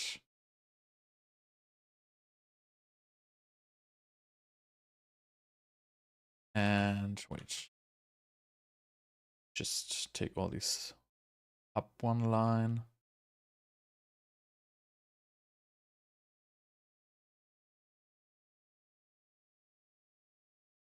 Where it was.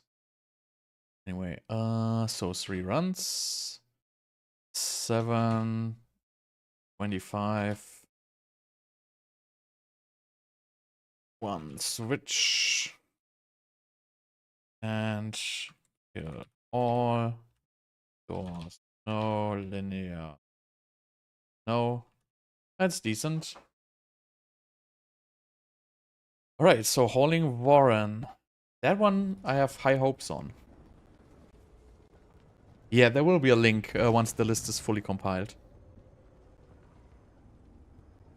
I'm gonna make a video once it's fully compiled, just showcasing the best dungeons, and I will put it on my website with filters and all that shit. And then next season, when the rotation changes, at some point I will complete the list. Not sure how long it's gonna take though.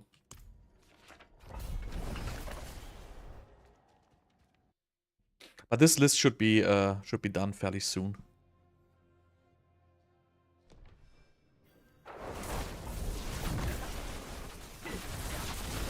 So this one I think is one of the best. So we will see. That was at least my thinking. Let's see if I'm correct there. Because this was really just high leads and just linear progression.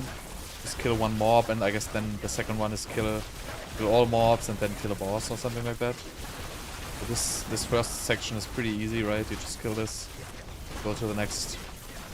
I think here you need to kill like all mobs. Or you don't even need to, I think. So you just need to kill the boss. So it's super fast if you instantly kill the boss, basically.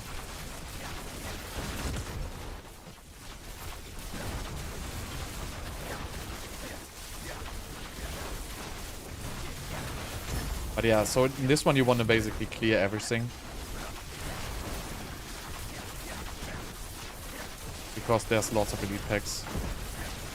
Whenever you have a simple layout where you can kill lots of elite packs, you want to do that, even though you could go as fast as possible to the boss. I do not recommend doing that.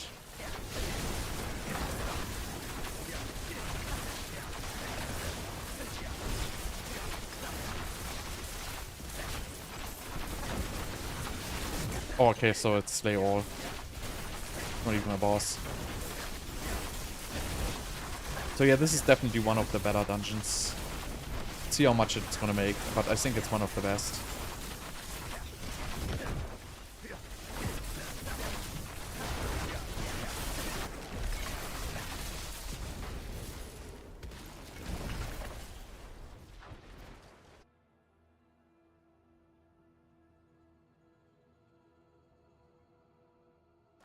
Yeah, I mean, it's efficient to run the ones which have sigil powder. I just find it, I don't really want to do this because it just takes for me too long to figure it out. So I feel like if they would put the whisper icon on the Nightmare Dungeon sigil, you know, it would be way more convenient to run those. Right now, I have to look what whispers are up, then I have to basically search my stash for a Nightmare Dungeon which matches the whisper. And I feel that process is like, I don't know, like, this is like 2024, right? So we don't have 1999 anymore. It can't be so hard to put a goddamn icon on the dungeon if it has a whisper. And it would be such a awesome quality of life feature there. But yeah, obviously we don't have it. But I would love that, because it would also encourage people, way more people, to play the Nightmare Dungeons. Because if you just see the Whisper icon on it, you would be, oh yeah, this gives me like an extra reward, right? So people will always run it if it has a Whisper icon on it. But without, people are essentially not going to find the Whisper ones. I mean, you can obviously specifically look for it, but it just basically takes like probably like a full minute or even longer.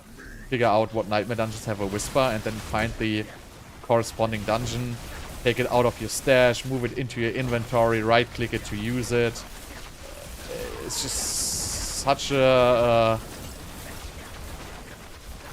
horrible process to do that. And it's designed to be efficient, right? So the Whisper on the Nightmare Dungeon is designed so you can run a very efficient Nightmare Dungeon, and I would love to do it. Oh no, please don't loot the butcher. Okay, he didn't loot the butcher. But yeah, I decide not to do it because I just feel like it's too much work.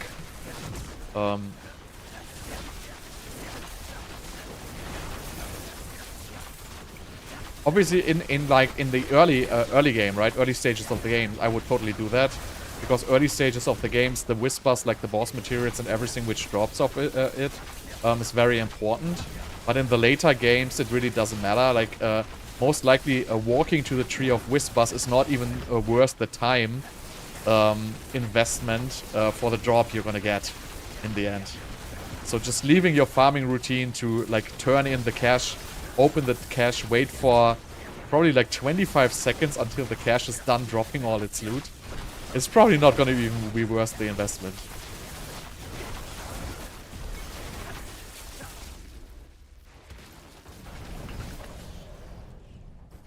Yeah, it has so many easy to implement features missing.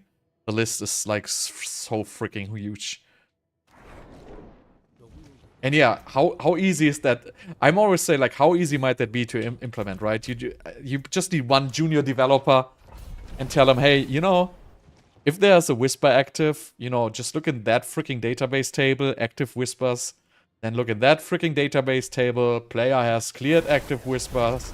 And then look in that freaking database table, Nightmare Dungeons, and then you just mush all the three together and just give it a freaking icon. That's like such a junior developer job. Like, I would give that my junior developer. I have a junior developer at my job, and he has no clue what the fuck he's doing. And I would give that task to him, and he would get it done within a week or so.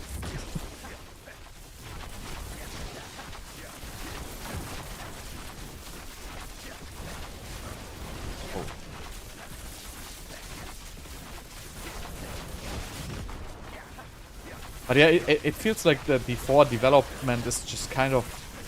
I don't know. They have like a huge issue in their development teams. Because if you have a good development team, shit doesn't go wrong like this. I don't know what their issue is, but there's gonna be a huge issue. It can be anything, you know. I don't even want to know what the issue there is, but there is one. Maybe the game is just so horribly coded. Maybe like they started coding this like 10 years ago and they have like freaking spaghetti code like everywhere. Maybe it's just impossible to code this game.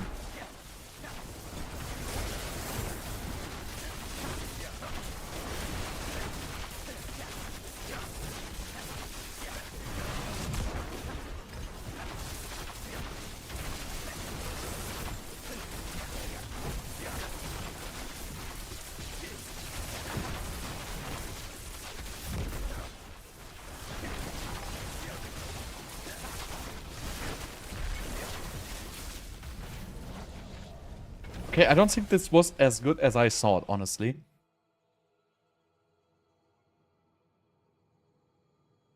Yeah, the dog is so freaking slow. You're definitely missing Obducite. You have to stop and wait for the Obducite to drop, because mobs have pretty drop animations which take forever. Okay, so this is definitely not as good as I thought.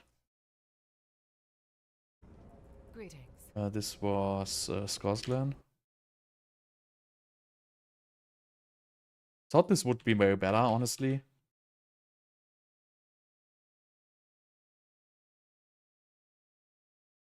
What was this? Kill one, kill all.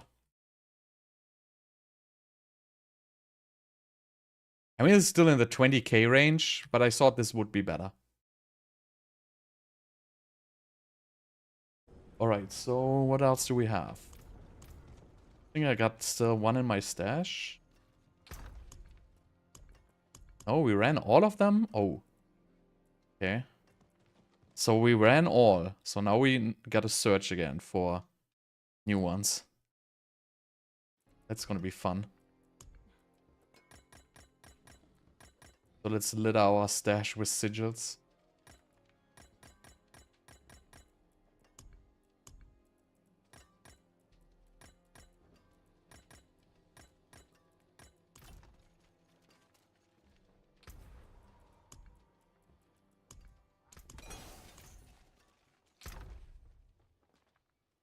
A video on mythic farming? What's so hard on mythic farming? Just spam bosses. Greetings. How shall I guide my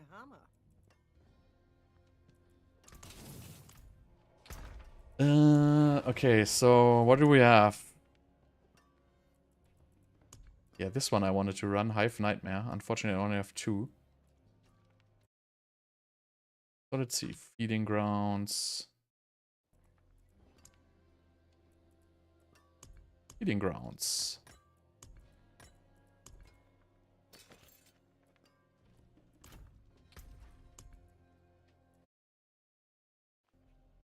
So now it gets a little tricky again. Now I have to move these guys down a bit. Now we're gonna move this up.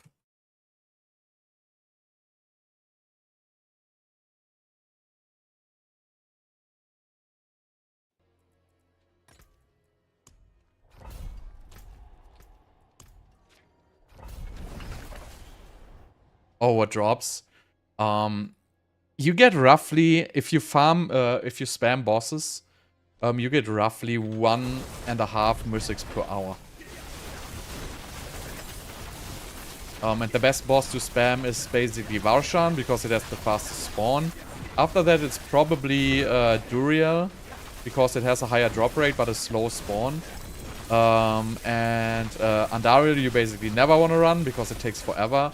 And then yeah, the most of the other bosses are roughly the same speed. Beast in Ice spawns a little bit faster than like the Gregory does. Lord Zir is also roughly in the same range. So best is definitely Varshan if you can do it. But yeah, it's roughly 1.5 mythic per hour. Like I have a lot of 2-hour boss farming sessions also on stream where I think last time I did like with viewers, I did with Fireball, I did like roughly like 200 or 300 bosses on one stream. I got like 4 or 5 Mystic Uniques. So that drop chance is actually fairly consistent, I would say. But I don't have boss materials anymore, so...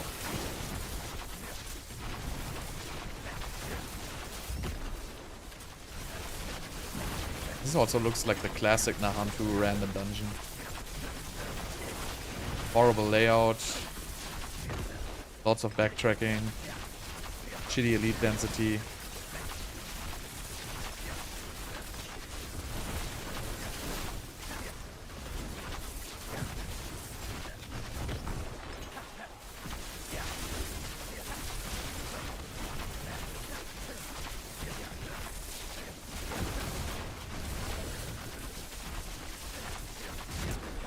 Pyroclast. Never seen that one.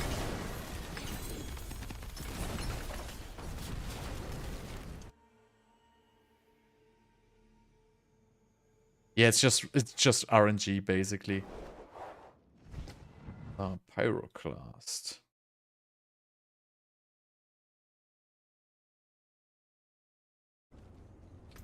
So this is probably not even worth running 3 of them. Just your classic Nahantu dungeon. 2 minutes for like a medium reward.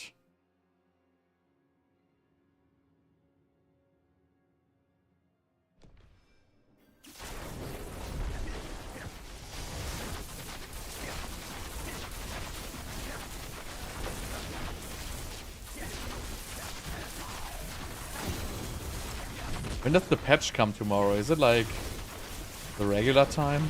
Or is it like earlier?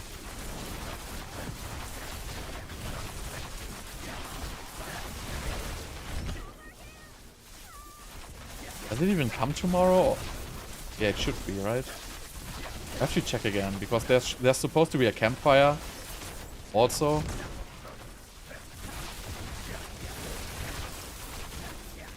It's kind of odd, like right now it's all over the place with D4.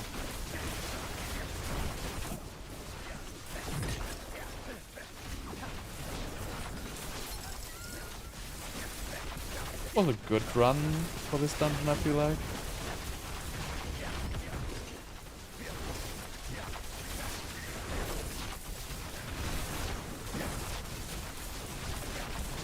So both is tomorrow? So patch and campfire is both tomorrow? It's kind of stupid, isn't it?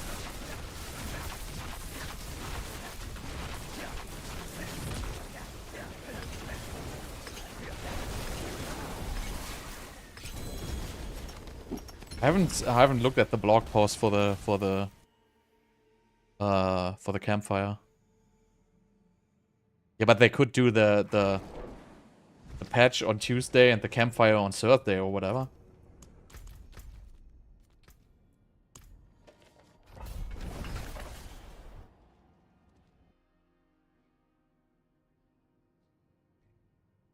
I just don't get doing the campfire on the same day than the mid-season patch.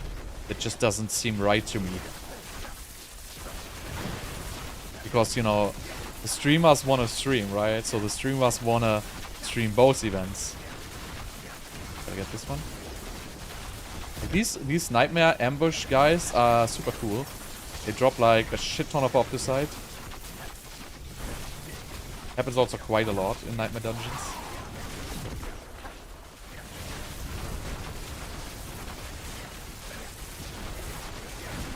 I think the campfire is on Thursday, right? Yeah, that's what I thought.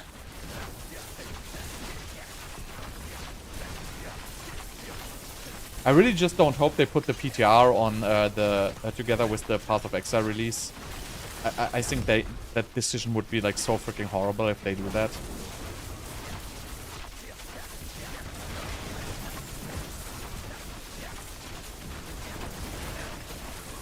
I kind of have the feeling they want to go that route though.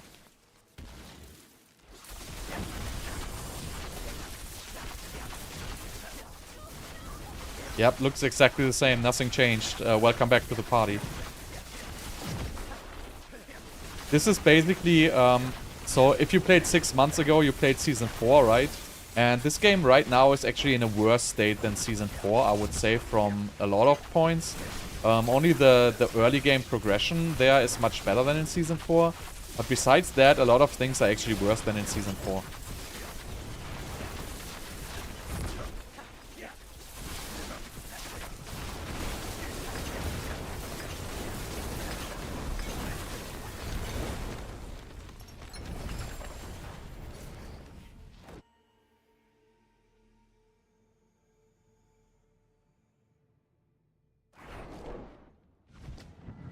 Alright, 620 for 81.7.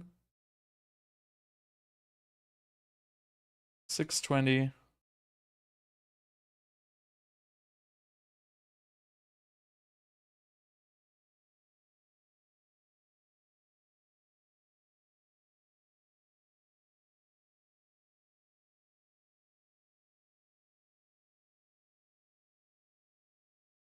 Again, here just this is even a little bit better than the other ones, but this is inflated because I had this huge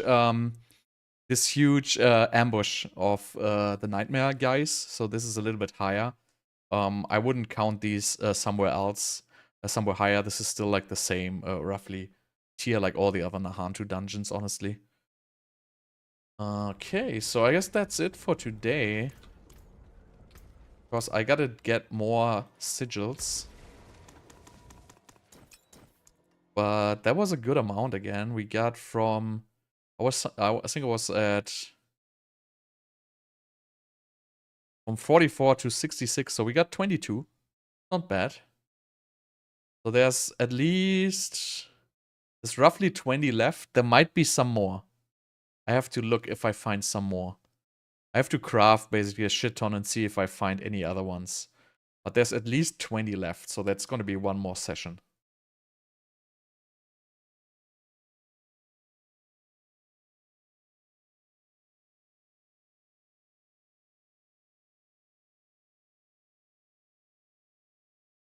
But yeah, at least we found the shittiest dungeon of all.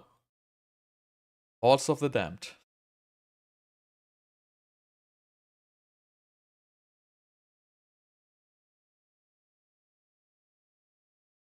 So yeah, like some of the bests are so far. Sirocco Caverns, I think it's the best one I have so far with 28k. Then we have Corrupted Grotto with 27k per hour. Then I have Marina's Refugee with 28.8. This is actually the best one I have so far. I might have to redo this, but I think it was... Maybe I was lucky, or maybe I have a mistake in here, because it seems high. Then we have Ancient Lament, or whatever, with 26.7k. Deadman's Dredge, 24k, still decent. This one doesn't count because we did treasures, so I have to redo this. 24k at Deserted Underpass. 24k at Sunken Library.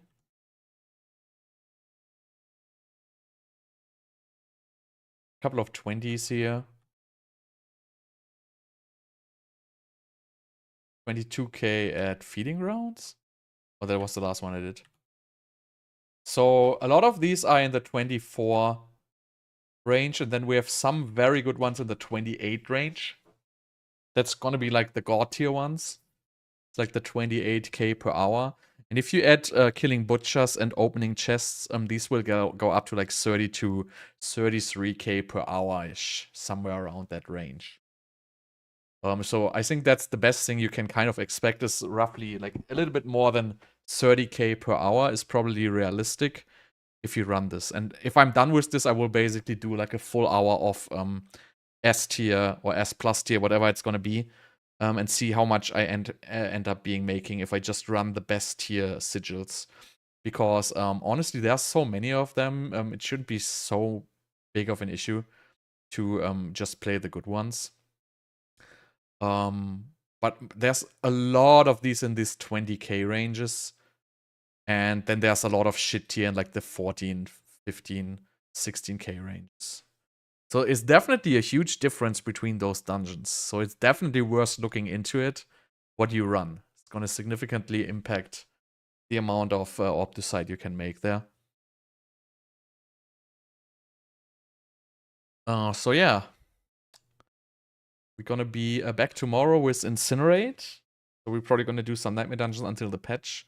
Depends on when the patch hits, and then we do Incinerate. And then after Incinerate, I'm not gonna do Meteor. That's not gonna majorly change. So we're gonna do Incinerate. And then I'm gonna finish these Nightmare Dungeons, and then we're gonna close out on this season, I guess.